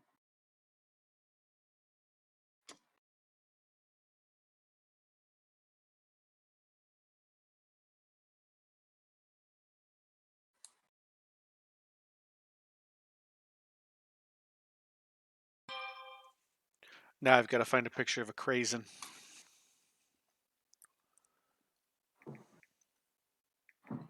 You gotta find a picture of Craisin, the drought. No. Craisin. Craisin the raisin. The dried cranberries. Oh, I unplugged my headset. Hold up.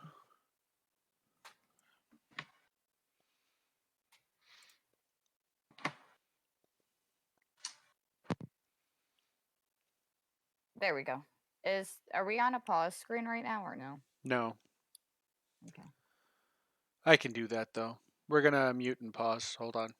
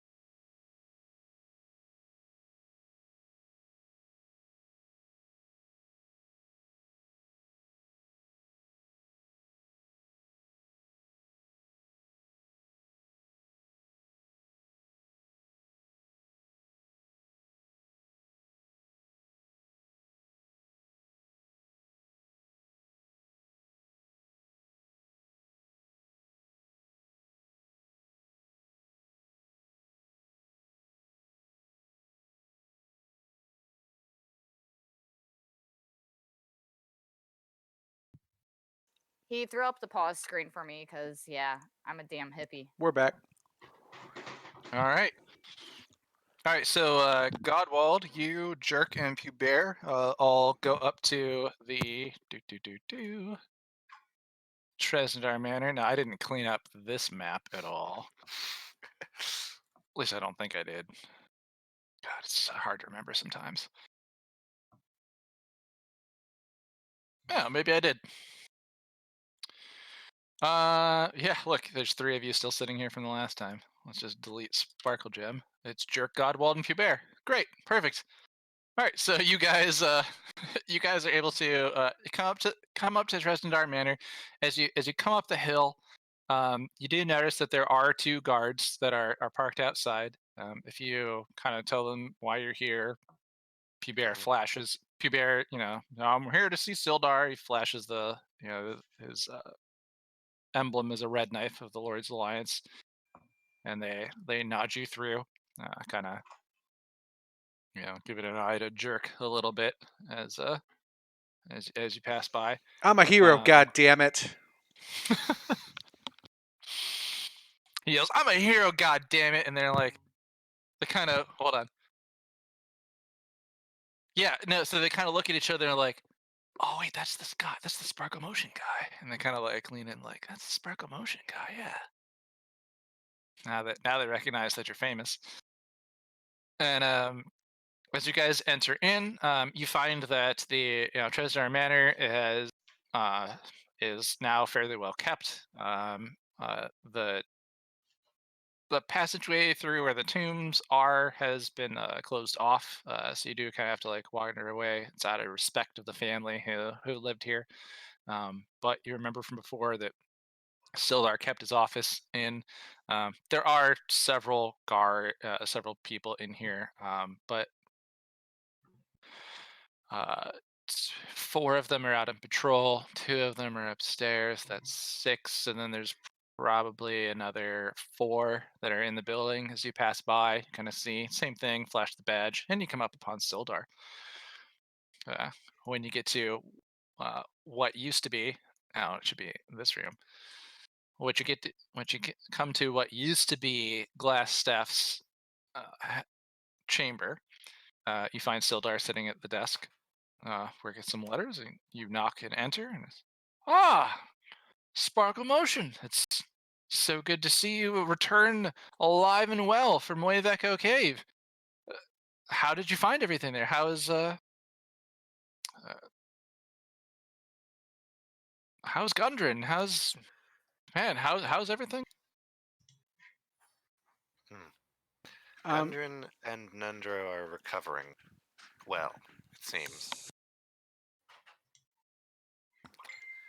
Recovering? Were they injured? Was there a mining accident? It can be very dangerous out in those such places. Wait, my old man voice. It can be very dangerous down in such places. We found Gundren webbed up by giant spiders. Giant spiders? Oh, did they? There were monsters in the cave. They attacked them while they were there. That's terrible. You say Gundren and Nundro. What about Tharden? Tharden. What about Tharden? We found one body near the entrance of the cave. I think that was him. I'm sorry. Oh, it's a sad day. I'm sure the Rock Seekers would never quite be the same, losing one of their 3 sons. But there is something more. I interrupt and I say, "Hey, what was the bounty on the on Glassstaff?" Yes. Oh, the bounty on Iarno Glassstaff. Well, let me consult that. That's been open for a few years. I didn't think he would be in the area. Did you find him? Yeah, we found him. He was there. I killed He him was twice. at Wave Echo. You killed him? Well, the bounty's not as much for him dead, but I'm sure the land is a safer place without him. He's alive again. Oh, well, And amazing. it is what he Let's see. And he seemed. he oh, sorry. He rifles through some papers and I'm he not gonna goes, interrupt him. and I found it here. A standing bounty for Yarno Albrecht. And you see him holding a wanted poster that's got like a really crappy drawing of Yarno. Right? It was for 50 gold for the head of Glassstaff, I suppose. Oh, not here it is. 75 gold for returning him alive. Can then I ask about the black spider as well? Yes, I'm telling the story. Okay, I'll let you. I'll let you. You seem to be looking for information on the Forge of Spells, and he was not alone. There was a drow, and the monsters were listening to him. It's incredible. Were they making an attack? We once we knew of him, and yeah, we definitely had a bounty for him. And he keeps sifting through the paperwork, finding it quickly enough nearby the stuff with the Arno. And here we have a two. Let's see, 200 gold for the head of the black spider.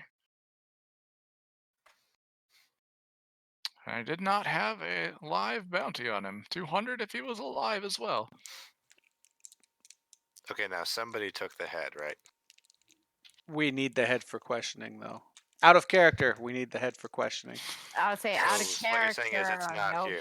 It's not Out here. of character. Inspiration. So in Inspiration. character, I ask, is there any other proof we could bring? I have his spell book. I have his component pouch. I have his signet ring, No, you and don't. yeah, I do. The component pouch was part of his belt that you gave to. No, the Sparkle component Brown. pouch wasn't on his belt. That was Glassstaff's component pouch I gave you, and then you gave it back to Glassstaff, and he saved his own ass. I still have the black That's spiders accurate. because we That's accurate. looted that after we killed him, so you had no reason to have it. Okay, that's right. So yeah, I have. So I just start dropping this stuff on the ground for my bag. I'm like, oh, here's his armor, and I drop that on. And I show him my pinky ring, and I'm like, and here's his signet ring. But there was nothing left besides that. Well, I suppose. I suppose, Pubert, did you witness this man's death? Did you see him? And these things. I suppose the staff. I could. And he looks at the staff. He sees the armor with him. He's like, I suppose we could accept this staff instead of his head. As long as one of our own will vouch for the validity of this tale. And turns to Pubert, and Pubert's like, oh yeah, he's dead. Yeah, I was gonna say you remember seeing him die, right? Oh yeah, he's real dead. Kind of nods, and Sildar's like, all right then, well, I think that this could serve as a fair deal. Because the bounty has to go through headquarters, I'll of course have to take the staff. And you say you have a signet ring of his. That would be very valuable to us. Is it marked with his group's emblem? Yeah, it has his emblem. Um, I kind of I wanted believe to. these things together could certainly qualify for the bounty, and I could pay you the 200 gold. I'd like to keep I'll this. front you 100 of it now, and give you the other 100 when I hear word back. I'd like to keep the ring so I can maybe gain more information about what he was up to using my trademark subterfuge and not running it headfirst. Okay, they look at Sildar's. Uh, Roll me persuasion. Actually, I think that would be deception because of how I phrased it. trademark Wait. subterfuge. Wait, how did you say it? I said I'd like to keep the signet ring so I could gain more about what he was planning using my trademark subterfuge and not running in headfirst. Oh, okay. I would still. I mean, I would still call persuasion for the. I would like to keep the ring. Okay. I could see if he'll insight check you on the. He fails that, so you don't have to deceive about the other portion of it. But if you're trying to convince him to let you keep the ring and still use the staff as the evidence instead. Okay. So roll me a perception. Craisins. Yeah, that's him. Perception or persuasion? Persuasion. It's persuasion for Jerk too. Okay, because you totally said He's trying perception. to get him to use keep the head and like, yeah, we don't have the head, but can you use these things instead? So for the armor and the staff, would you roll? 6. Well, I don't. I think I'd have to send word back and hear back from the lords and commanders of Neverwinter before I could agree to that. I do know that Pubert is here, but I just don't think it would be proper. Okay. So I look at Godwald If and you I can ask wait, him. it might just be fine. I ask Godwald what he thinks. We can hold off on the bounty if we need to once word gets back. I mean, honestly, if we're going back to the cave, this staff and stuff might be useful. We could wait on the bounty. What do you think? If it stayed open this long, it can wait a week. I'm satisfied that the news has been made it here. He's Okay. so. You see Sildar kind of sitting there looking. He's looking at these things. The black spiders. Has no image of him. It's just like a name and an amount for his head. And he's like, looks at kind of the date of when this was posted. And he's like, it's so strange that he would wait so long to attack the cave if he knows of its location. And he kind of leans back in his chair and is just kind of looking back and forth at the two while he's trying to piece together what happened. They're in cahoots. Well, if you could, if you don't wait, I'll send a raven. I'll wait to hear back from them if this is ample evidence. Okay. Well, I gathered the things back, and Okay. while I'm rifling through my stuff, I hand Godwald the book and the spell components that I got off of the black spider. So I'm gonna take that out of my inventory. Okay. Because they would serve Godwald, him go ahead and way more than they'll serve me. Godwald, go ahead and do it. Put that in other possessions and deal with it later. Yeah. Just as a note, the book has a latch that is locked, Locked. and it is adorned with the symbol of Lolth. So do we keep the ring? Yeah, I'm Yeah, it wearing seems the like you ring. kept everything. I kept everything, but I'll give up the staff, but not the staff and the ring. Okay. And while you're there, Sildar does turn to you and say, "Well, are you looking for any other work? I had some small bounties that are posted in the townmaster's hall, but we were offering 5 gold for per dead goblin with their attack on the town last night. I believe I'm well within my rights to authorize it to be 7 gold per proof of dead goblin. Their numbers are increasing, it seems, and they're becoming far more brazen with their actions. They attacked the town once before, but nothing quite like what we'd seen last night. Although, I suppose spring was especially bad. Several farmers died then as well. Yes, I think 7 gold per proof of goblin dead would be fair, especially if there are large numbers of them. This could be quite valuable. It's offering you another job. We'll keep an eye out then.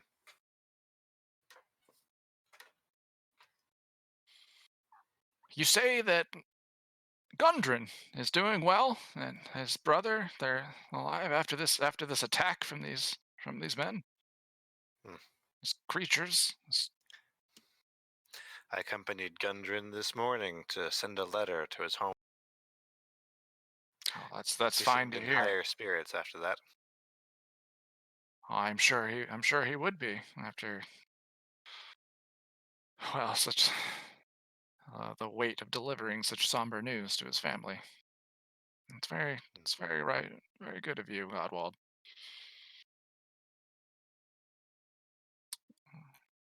Yeah. It's like, I do wish that I could offer you something to give me more information about the dragon in there. Although I certainly can't as a member of the Lord's Alliance due to Hmm. our commands. But Hmm. I do think that if I could do anything for you, if you could find out more about it from me personally, it bothers me a great deal that I haven't been able to send any of my men to investigate. Hmm. I understand your position, and I acknowledge your concern for the town, which is a concern I share, and I will let you know if we come across anything. Oh, well, it sounds fine. And then let's see. I had, let's see who's left. So then it was Zeta and Novak were heading to Tresnadar Manor. As you, as you were, let's see, as you're there, Zeta and Novak, as you were both climbing the hill to go to the rundown remains of Tresnadar Manor, the now base of the Lord's Alliance here in Phandalin. As you approach, you both see two men in full plate armor approaching up the hill ahead of you, just a little bit farther ahead. Um, as they approach, one is wearing something that's much finer, gilded plate armor, like detailing gold and a full helmet that covers his face. The other one behind him is uh, carrying a banner, has a house sigil on it, and they both approach and are stopped by two guards, and then promptly go and disappear and go down inside the building as you walk up this hill. Zeta and Novak. That is what you saw as you approached. I was still dragging the prisoner. You Yeah, we are still dragging have. a prisoner. I would say we have the prisoner. That's really no concern of ours at the moment. Yeah, No, you we're guys are just just trying to looking for. find. Yeah, we're just trying to find Jerk and their friends, and his friends. Okay. So All right. So as you guys walk up the hill, there's two guards standing there. The two that just let the other guys pass by, and they're like, "Halt! What's your business here?" And then the one guy looks at the other one's like, "Man, we got a lot of visitors today. This is really weird." uh, Not now, Brad. What's your business? we are looking for the group known as Sparkle Motion. Oh, We have something that yeah. belongs to them that we need to hand over. Oh, yeah, one guy looks at the one who's just like, "Man, it's really busy," and he's like, "Not right now." He's like, "Oh, they were just here. They just kind of, one of them just, a couple of them just walked inside." And the other guy's like, "Brad, yes, yes, several of them are here. Do you have any business with the Lord's Alliance?" I mean, the business they have with the Lord of with your organization involves what we have to deliver to them. And he kind of looks at the guy behind. He's like, "Is that who you're trying to deliver to them?" Why else would we have somebody with a sack over their face? All right. Roll me It's perception or roll me persuasion to see if you can I'm horrible at this. talk your way into the Tresnadar Manor. Okay, I get +1. Boop. 21. Nice. Nat 20 that. Yeah. It was basically to see if they're gonna escort you or not. But they're just like they're kind of like, all right, like, you work with Sparkle Motion, delivering a prisoner, like, and the one guy's like, no, dude, they just went right down there.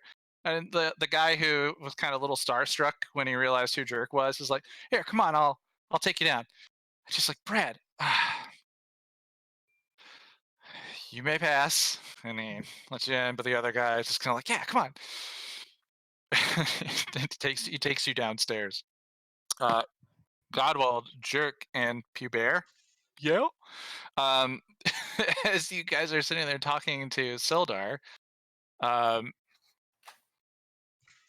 the these two knights actually enter in the door. There's a loud knock on the door before they enter. And what happened to my town music?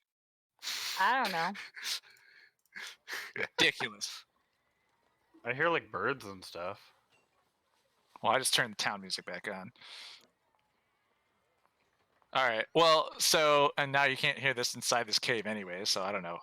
Dungeon cave music. I don't know. Anyways, as you guys are here in the room with Sildar, two more knights enter, knock and enter and come in, and the first one, kind of like, the knock happens and Sildar's like, kind of, more visitors, enter, and he kind of like pushes the door open with the flag and brings it up and he sets it down and he goes,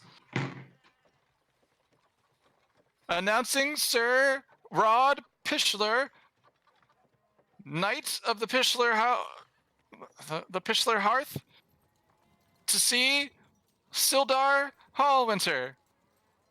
And then just kind of stands there upright and intense. And then the other knight who's in the, you guys say the second guy stepped through the door. He is in like full plate armor, thicker, heavier than what even Pubert is wearing, gilded with just like golden edging around. And he comes in. He's like, Sildar, I've come to deliver this letter. And he holds it up. It's like, it is intended for the group of adventurers known as... And he kind of chokes on his words a little bit. Shakes his head a little. He's taken his helmet off and is holding it under his arm at this point. Known as Sparkle Motion. And he hands the letter to Sildar, who, in surprise, is, well, you're very fortunate today. These are them. These are they.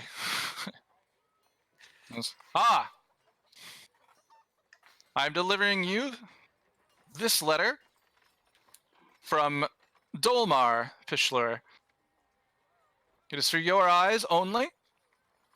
And now that I have done my duty, I wish to return to Neverwinter.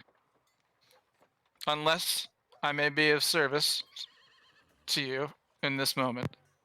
Could you repeat And he that last hands, name? and he holds out a letter. It's Pishler. It's Pishre. Or it's Pish Ruler. It's a Pish Ruler. I And he read holds that up. as fish ruler. Go on. Was that last part directed to Pish. Here, I'll put it in. No, I know it's PI, not PHI, but yeah, but no, it does kind of look like it. You're right.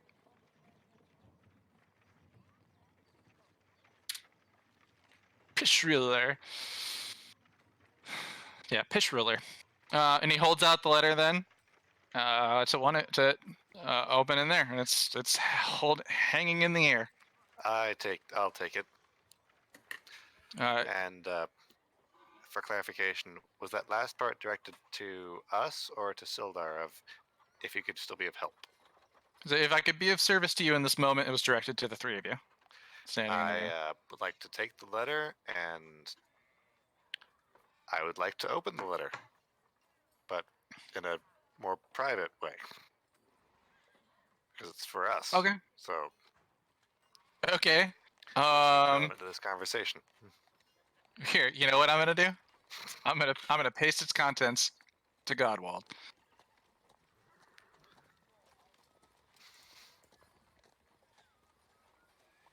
Oh, you're ready for this. And Godwald, this is what you read.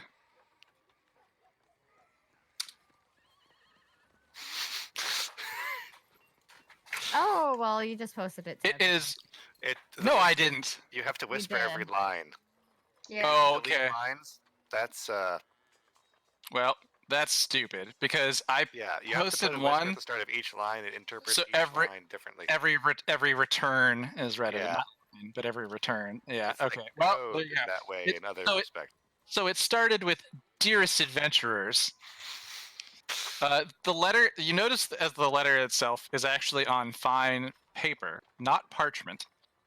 The envelope is of the same. Like it's far more valuable of a writing material than anything you're used to seeing. Paper as rare as it is in general, and it is written in a very fine script. I was going to before I forgot, I was going to ask you to I have to do a perception check to see if you can read the fancy script writing as it went through.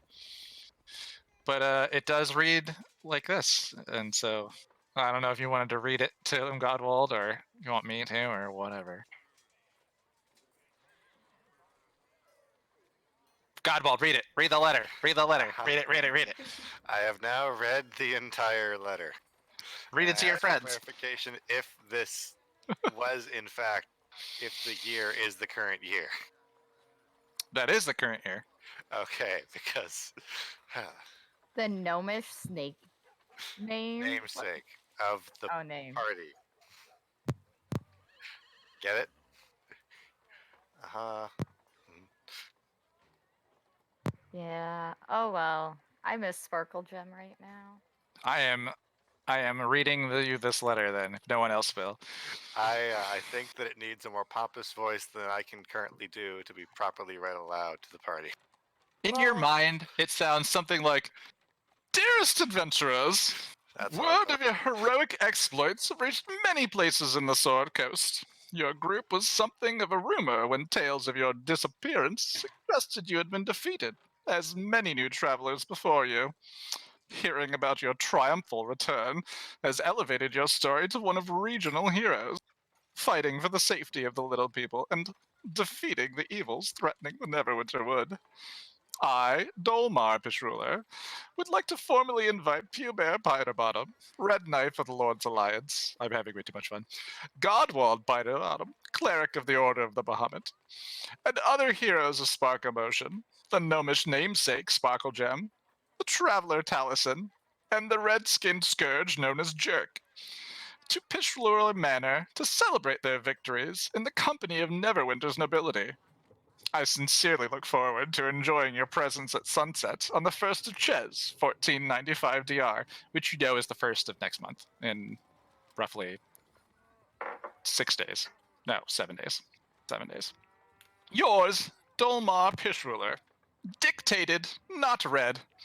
P.S. I took the liberty of including the year in case this letter finds you long after the intended date, per your unique history.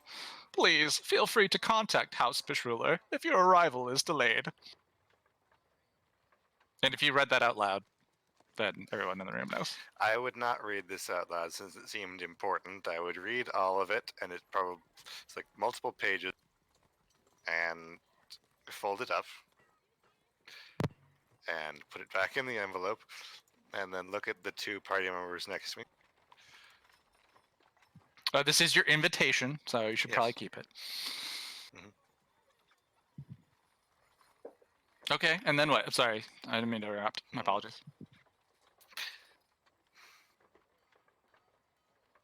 Jerk just stand there waiting for Godwald to read a letter.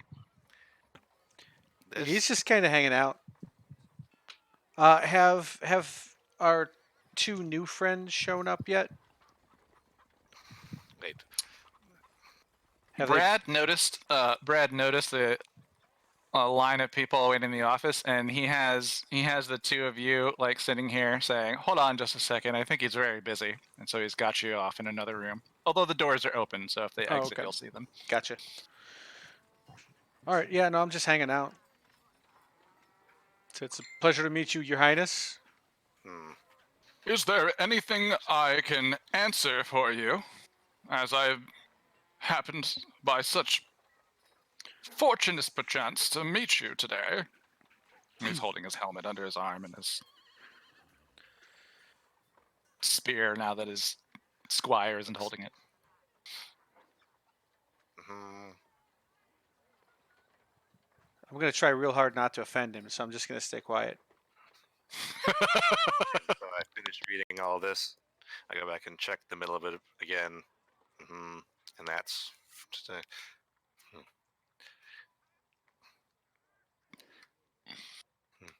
We, uh, we of the party known as Sparkle Motion gladly receive this invitation.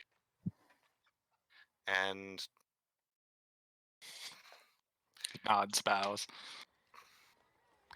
I ask if we can give our answer later today, as we have a current engagement. The Lord Dolmar would accept your contacts by Raven in response to his invitation. He did want it delivered in person, and what Lord Dolmar wants I tend to prefer to give him. Very well. Hmm. I would say, young sir, that he quite expects you to attend. Very well.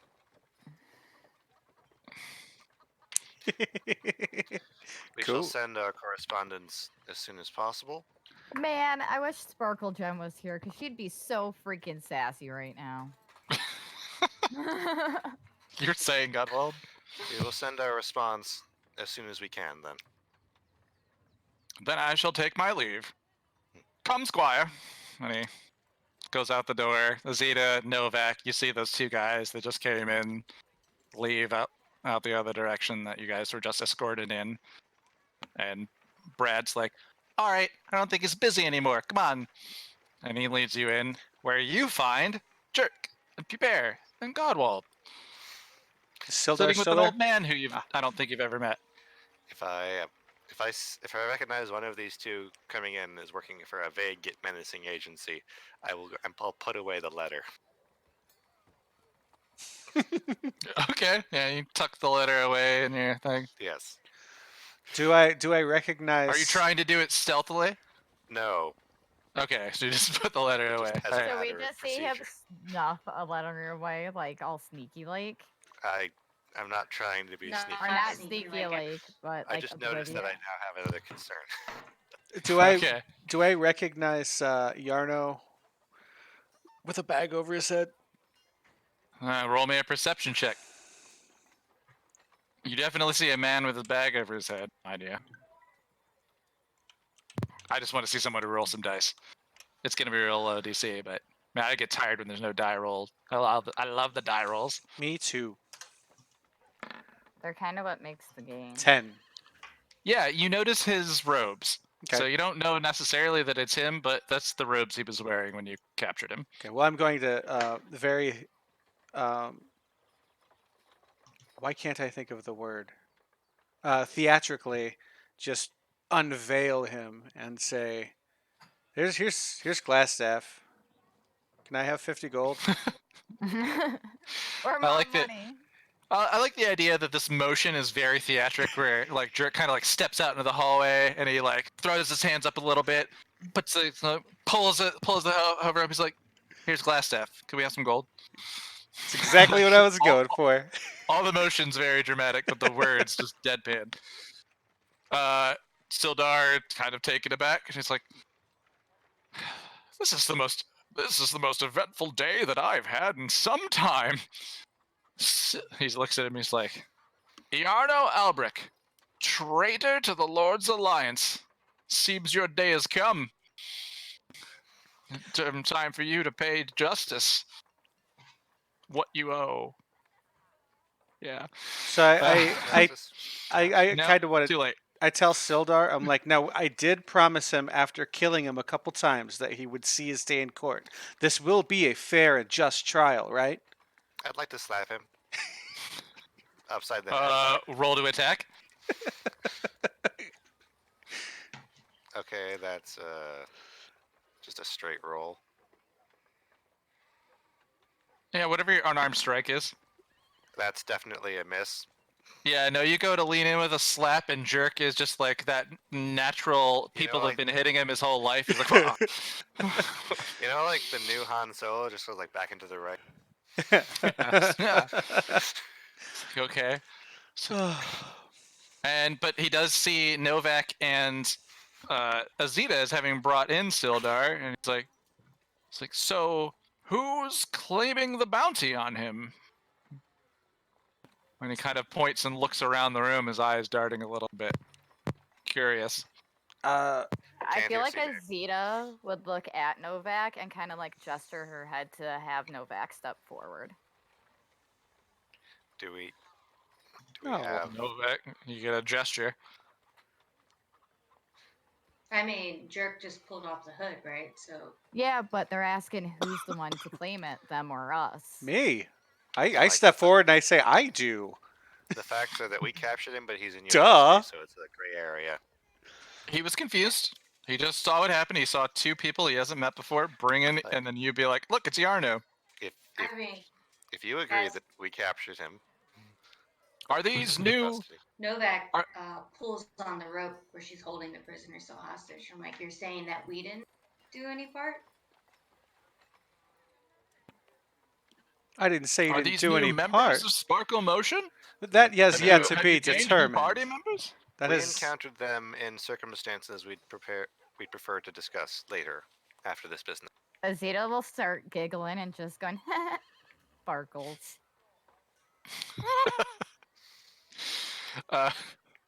Sildar chuckles a little bit. um, you do both notice, Novak and Azita, that Sildar in no way, shape, or form disregards you as anything other than people. He's just straight up dealing with you as you would. I feel like I have to give everyone's like, are they mildly racist response, so that you guys will like have so you can use it as your judge of how you want to treat them or not. Well, we already So- know everybody at the end's a bunch of racists. Oh yeah. just a little weary of monster-looking people coming into their town. And everything else today. Right, it's totally uncalled for. How fucking dare they? I mean, it is, right? Anyways, he's basically, well, I can pay this bounty to Sparkle Motion, and you all can worry how you divide that up later. Does that That's probably- sound That's preferable? probably for the best. Yes. that So sounds you see acceptable. I am So- seeing two Oz's for some reason. What, in Discord? Yeah, it fixed itself now. That's yeah, weird. my stream's been breaking up like. Dang. For a All second. right, well, we'll try and wrap this up. So What would I do if I were me? So he motions to Brad, and he's like, he calls to Brad. Brad, take the prisoner to the new cells. And so Brad takes, opens a hand to take the rope from you, of Novak. Kind of like, can I? And if you're willing, he'll take the rope from you and lead. I look at Yarno away. The Sparkle Motion, and I raise an eyebrow. Like, we're getting our fair cut of this, then, right? Because I have a prisoner. All right, so you're holding on to the rope.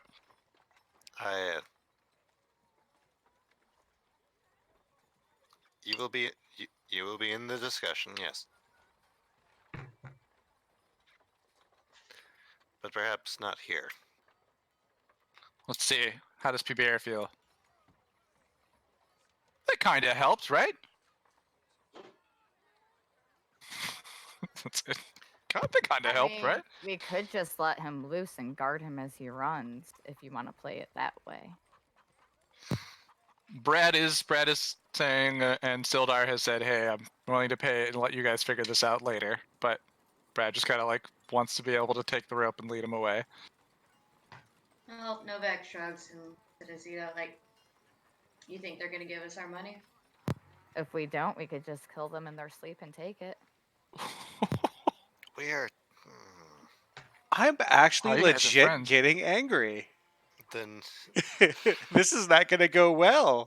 This is not turning out well. No, this is a thing. Azita is angry and doesn't like people. Novak likes nobody. That's why you're perfect companions to travel together. That reminds me of something, but I'll say it afterward. So if you let him go, Sildar goes, okay, goes through his desk, and if you've agreed to let them take custody of the prisoner, he will go through his desk. He gets out, basically like stamps a seal on the bounty, rolls it up, does a piece of wax to tie it up. So he's going to deliver this as sent. He does go through the door in the back here, out and upstairs, and returns with the gold for the bounty, and kind of sets it on the edge of his desk, not wanting to deal with whatever may happen between you guys. Snatch. Take the bag. Jerk snatches the bag up. Yep. We're in sync at this point. You were like 2 seconds before I was gonna just take that bag. He just doesn't want to do it. Deal with it. Let's see. So that is Yarno alive was 75 gold. Maybe mark that under other items, bag of 75 of the Lord's Alliance gold. Yeah. Okay. So you guys can worry about dividing that up later. He does look at you, Novak, and Azita says, well, you must be at least acquaintances of Sparkle Motion, so I assume that at the least you may be mercenaries looking for work, perhaps? Novak kind of gives like a slow nod, like, yeah. What other bounties do you have out right now?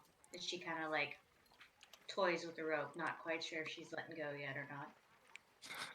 Oh, okay. Well, then he didn't do the gold piece. If you didn't let go of the rope, then that other thing didn't happen. Okay. They're gonna have to fiddle with something else. All right, I'll fiddle with nothing and go on and ask what other. Okay. Yeah. He goes. Well, we have a standing.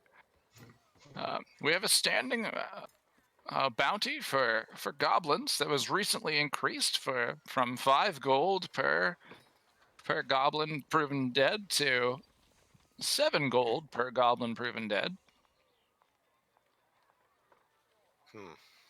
And let's see, what else do I have on the board? And he has to stop and think about it while the DM looks up the other things. Well, Novak kind of like tilts her head. She reaches into her pouch and holds up a giant bag of goblin hands. I mean, like this. You wait, what? Is that what you guys were doing while I was praying? You were Yeah, we were chopping off. They were goblin cutting hands. up the goblins into pieces. Yeah. So you're pulling them out of your bag. You're pulling hand after hand out of your bag until you just have the pile of 16 of them there. Like dumping it out. Yeah. Okay. On the floor or on the where? On the table. Right. Where's my stupid email? I emailed myself this thing today, and I don't know I have it. There are other bounties on the board that they have, and I can tell you about them later. It's been a busy day. Yeah, Sildar's like, I know. Well, they're posted in the town master's hall. Yeah. So it's not like he has them, but he does pay them out here. Like, so even if you went to the town master's hall to be like, I'm here to collect bounty on goblin hands, the town master or his assistant would direct you here anyways to like do the claim. So unlike us, I don't think Sildar's ever told them about the dragon stuff. Sildar didn't even really tell you guys about the dragon stuff. The dragon cult stuff originally came from Sparkle Gem. Yes. No, Taliesin came back and had a whole thing. Okay. The Harper's thing? Taliesin came It's been a while. back. Taliesin came back to see Sildar. I think it was like one of the few, and he gained some information about. Or was that you three? It was me, and I think Sparkle Gem was with me. Yep. Yeah, and you guys learned a bit about like. So no, Novak and Zeta don't know anything about the dragon in the area unless they would have caught or picked up from that from other things. And as they enter him, yeah, you probably have a general idea that there have been the dragon sightings that have been reported in the area, but not any of the political intrigue stuff that was going on. I literally can't find. I gotta. What's my search email for LIJ? Yes. It's okay. You can post it later. Huh. I guess it didn't go through. Just post it It's to us weird. later.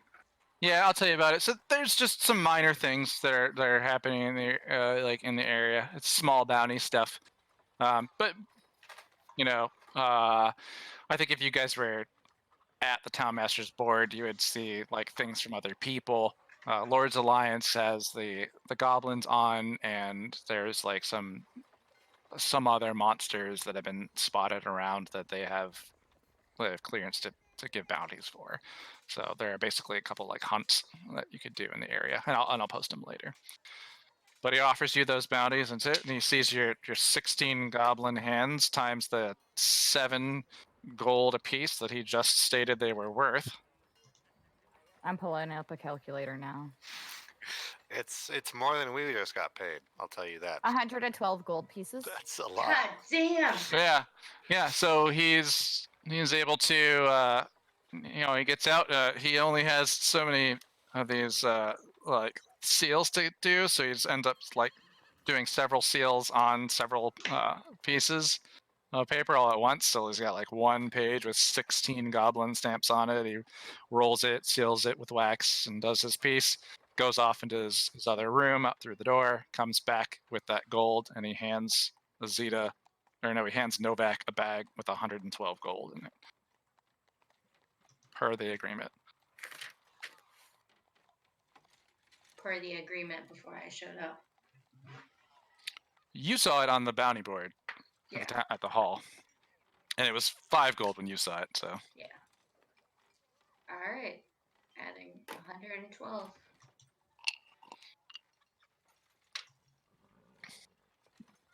So do you guys feel really silly about not sharing the Arno bounty with them? No, I'm gonna share it with them. I just didn't I like really the don't. attitude. Because I feel like if you had, then they might share this with you. But now I feel like there's this No, tension. I I don't said, know let's what's going to talk about happen. it out of the office because we've been in this Right. office for several minutes of letter reading. Right. But Right. like, you got to remember, Azita's dumb. She's going to talk about business everywhere. Like, she don't care. Remember, she has no I just met secrets. Azita. Yeah, no, we Okay, know. that's We all true. know. Zeta's Are dumb, you sure believe me. you No watched one her missed try it. to beat a fire out with a goblin? And I- eat that goblin I afterwards. was Yeah, we know. distracted She's during dumb. that time, That's fair. and Godwald has known Azita for less than 24 hours. That's fair. And Taliesin, you arrive at the outside of Tristar Manor. There's one guard upstairs. You see 2 very fancy-looking knights walking away from the manor. There's one guard who comes up and asks you, "Hold! What's your business?" Well, did I already go back to get? I Oh, wait, went to go get Gundren and bring him back to meet Oh, the other people. okay. We can do that. I'm sorry. I thought you were headed to the manor. I apologize. That's okay. So then, yeah, we could do that instead. So you guys can sit and stew on the things that just happened here at the Well, why don't we just say Trusted that? our manor. For the record, Novak quickly grabs those things. Well, why snatches up the bag of gold.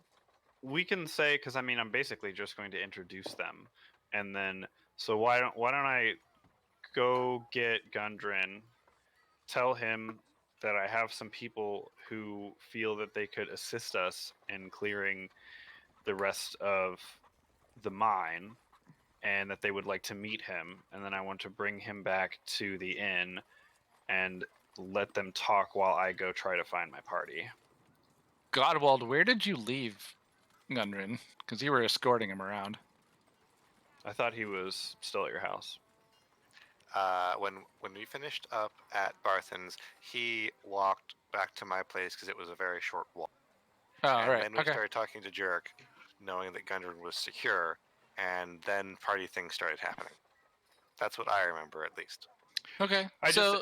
Yeah, easy enough for you to find him and be like, hey, I want to introduce you to some people. Yeah, and then so I'd like to bring him back to meet Oriana and Sturm, and I think she had said she was going to go get the rest of them. I don't know if you go back to the inn. You find that they've already left because they went to go discuss with their own group. But then if you travel over to the tap room, you'll giant, find them there. Mhm. So yeah, we'll travel over there to meet them. All right. We're not going to have any minis for him, so theater of the mind. That's fine. But oh wait, actually, it's one map over. That's so easy. Yeah. As you'd arrive, you would see in the table where you left Salem and Clarendon. Salem is sitting there, and he actually a decent-sized pile of gold that he's doing as the bar has cleared out because he had managed. You get the sense that he had managed to get everyone that he had encountered to gamble with him, and he had done a lot of winning. Clendon's just kind of doing his blank and looking around, but also now Oriana and Sturm are with them around their table as you enter into the bar. Okay. Krista hails you. Back so soon? Ready for another beer? So she watched you drink 3 of them. Maybe in a minute. I actually, and then I turn to the table. This is Gundren, the owner of the mine. Gundren, these are some friends of ours who helped us on our way into town not too long ago. They feel that they can help us with clearing the rest of the mine. I always say, definitely the more the merrier when it comes to fighting beasties and the like. But they wanted to speak with you. So rather than like role play by myself, to myself, they basically start having a conversation where, fine, I will. I'm just kidding. Oriana turns to Gundren and she introduces herself. She's like, oh shit, let's give her a last name. Like, my liege, my name is Oriana Rust. These are my companions, Clarendon, Sturm Brightblade of the... Oh, shit. Nope, you're doing it now. This is all... You made this happen. Sturm Brightblade of the Kern Knights, and Salem Iron Ring of Waterdeep. You may have heard of us. We're known as the Wandering Promises. And as our friend Taliesin seems to have told you, I was given a vision by Lathander. And I believe that vision directed me here to meet you and to help you with the undead at the mine. And she goes then on to elaborate a bit more about the vision. You had heard her say the words before that what she was told was when the dancing stars return to Phandalin, you will serve as a conduit for my power. And she then goes on to describe the vision that she was given, which was her standing with the light of the sun radiating from behind her as several skeletons crumbled to dust. And these words were then spoken to her from the back. She tells a little bit more information about how she actually dealing with the undead is something that they all have done, and if the mind is indeed corrupted with necromantic magic, then she may be specially suited to remove that from the mind through the rites and rituals that Lathander has granted her. Yeah. Taliesin would also interject and just note that there is a room in the mine where the ceiling looks like stars, and there were also skeletons strewn about that room. She turns to just, I think the dancing stars meant you and your compatriots, known as Sparkle Motion. Oh, I mean, I am a pretty good dancer.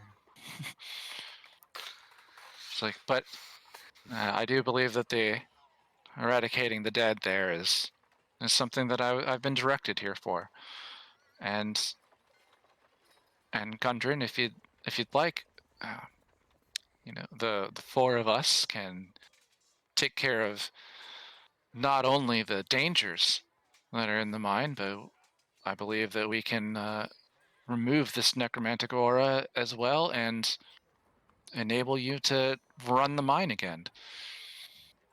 If I'm not incorrect, I believe you are Gundren Rockseeker of the three Rockseeker brothers, owners and operators of the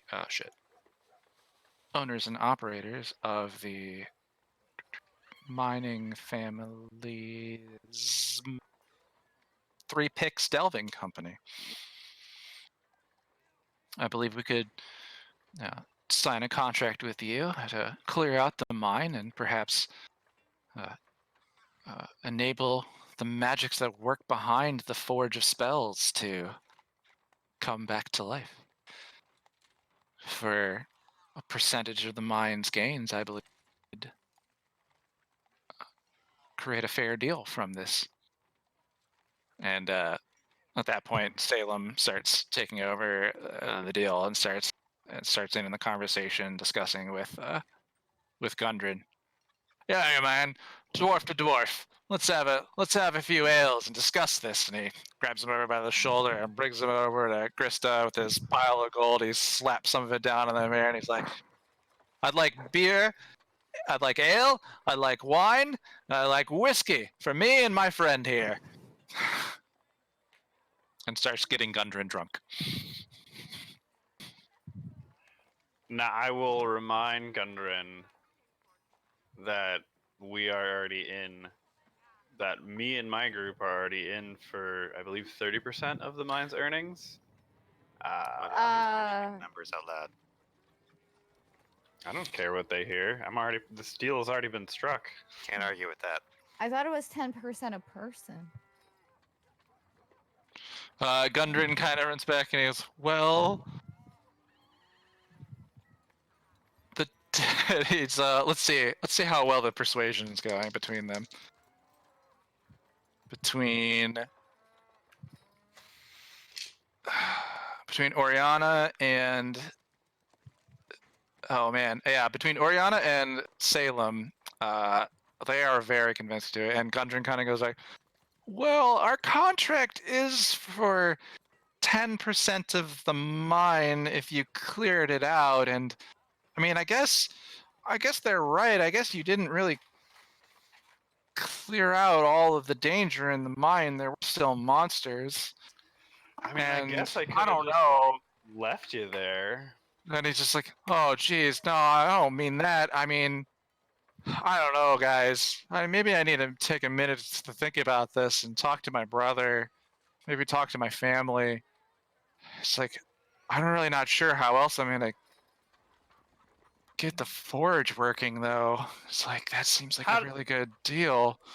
And he's so just kind how of, do you this is going directions.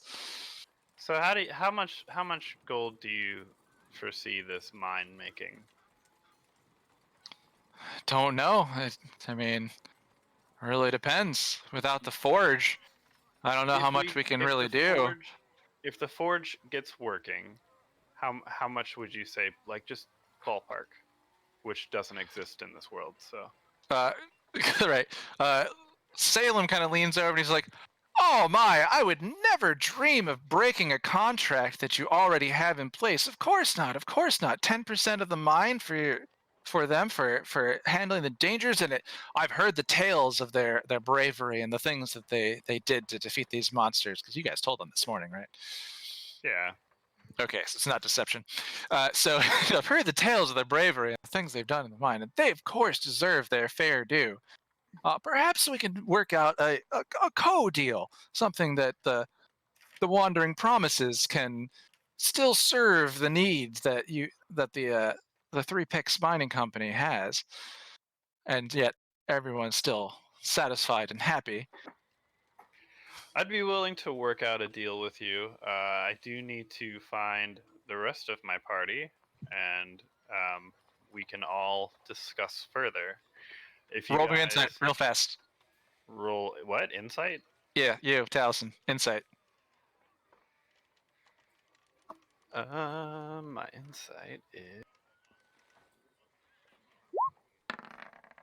wow, 12. He wasn't.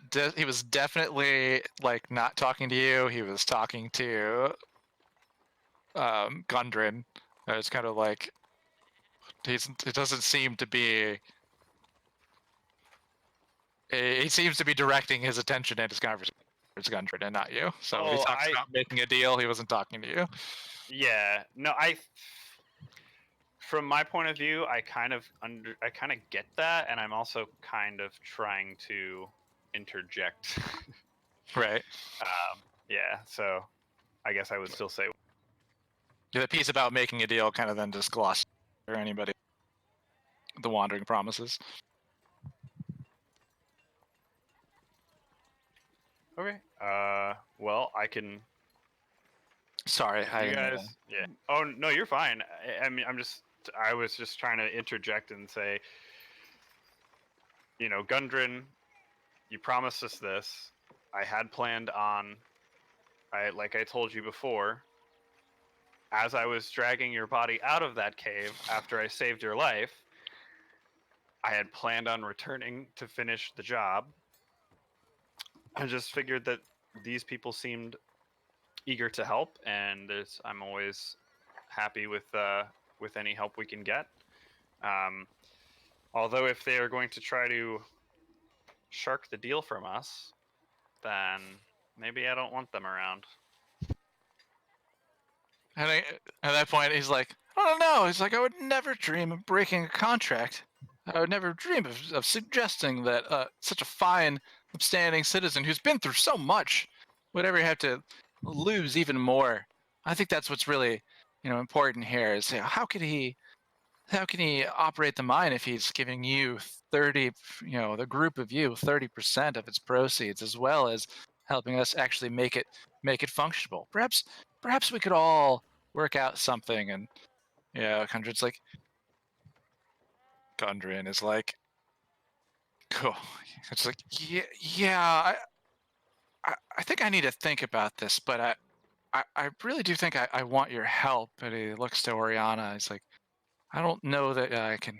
There's going to be another person with your skills that I could do this for me. Let me think about it. And he feels the pressure, and he just kind of like walks out of the bar, and he goes back off to find his Nundro. All right, guys. Well, I'll be. Maybe we can work out a deal. I'll see you guys here in a little bit, I'm gonna go find the rest of my crew, and I'll head off towards. I guess I'll just like kind of walk out. I don't really know where anyone went, so. Well, you were just kind of over at the inn, so I mean, it's a really small town. Too. It takes only a matter of the whole distance of it. These aren't very large houses. These aren't very like buildings. It's very 5 minutes like end to end if you're at a hustle. So you can go back, look at Hyderbom's house if you want, and then make your way up to the Dresdener Manor. Sure. Yeah, I'm just trying to meet up with everybody, so I'll just do that. Okay. And then everybody over at the manor, after having turned in your bounties and talking to Sildar, he kind of turns his ass. He's like, well, fortune seems to have smiled on us again today. Yeah. Timor really does watch over this town. It's amazing what kind of things that I would otherwise call coincidence that keep occurring here. Is there any other business that I can help you with, or anything that I can, maybe try to shed some light that these old eyes have seen and share with you?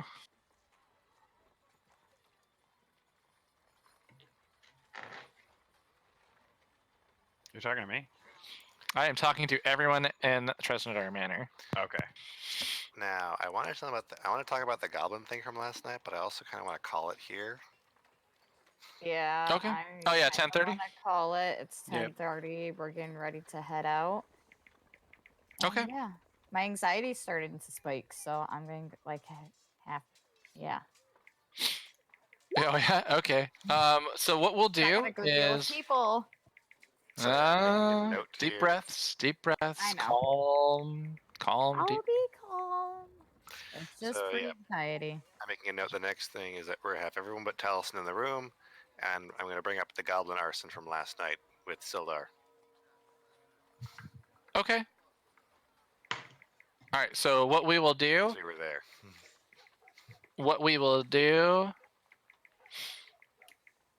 I mean, he's already paid out that bounty. I mean, you can have this discussion there if you want when we get back. Absolutely. You can do whatever you want to do. That is the game we play.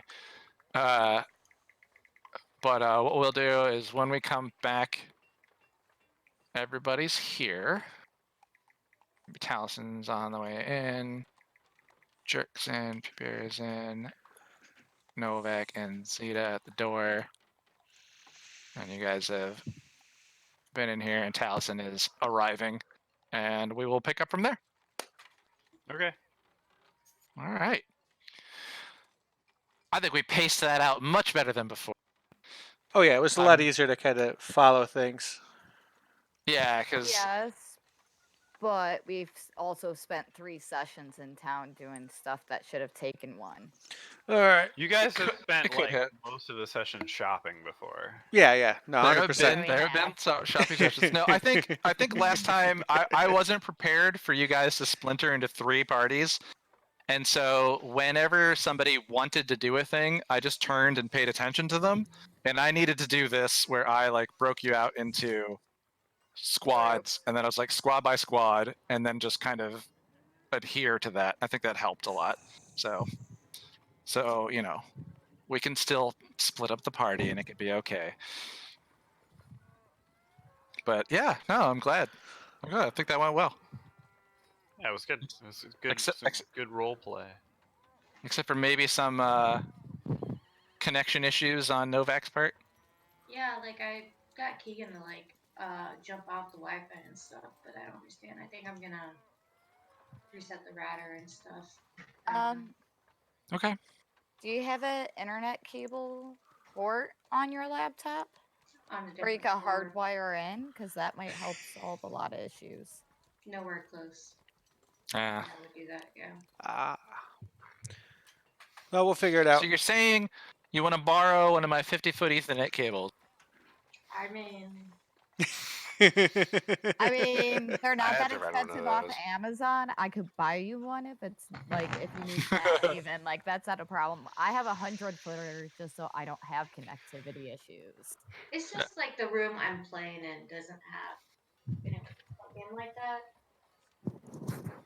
I Fair. think it's like right behind me that I have this thing, and I would totally go and do it. But all right, cool.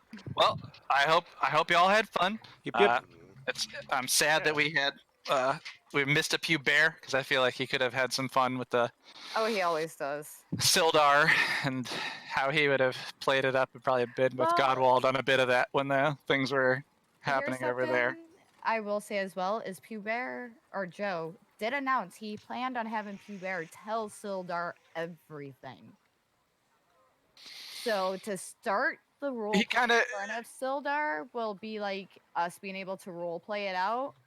I mean, I expect that he'll enjoy giving a play-by-play of what he discovered the important parts of the Goblin Arse. Yeah, Yeah. the left hands, like the pile of left hands. No, like it was Pierre that found like what was it, residue of an explosion that would be important. to Oh tell yeah, Sildar. that's right. Yeah, Yeah. That's his place to tell. So this might Yeah, be you know what? place to pick up. That's funny because I think that should have actually happened because I'm pretty sure that was why when it was like, oh, the goblins are more dangerous. That's why the bounty went up. So part of that information that needed was to where come I out. was going to start with. Yeah, you're right. That should start next time. It's a good point. All right. Hence Well, it is. But yeah, killing goblins, that's decent money in these parts. apparently. Till next Yeah. week. Good night, internet. Good See night, ya. Internet. Drink water. I thought we already finished streaming.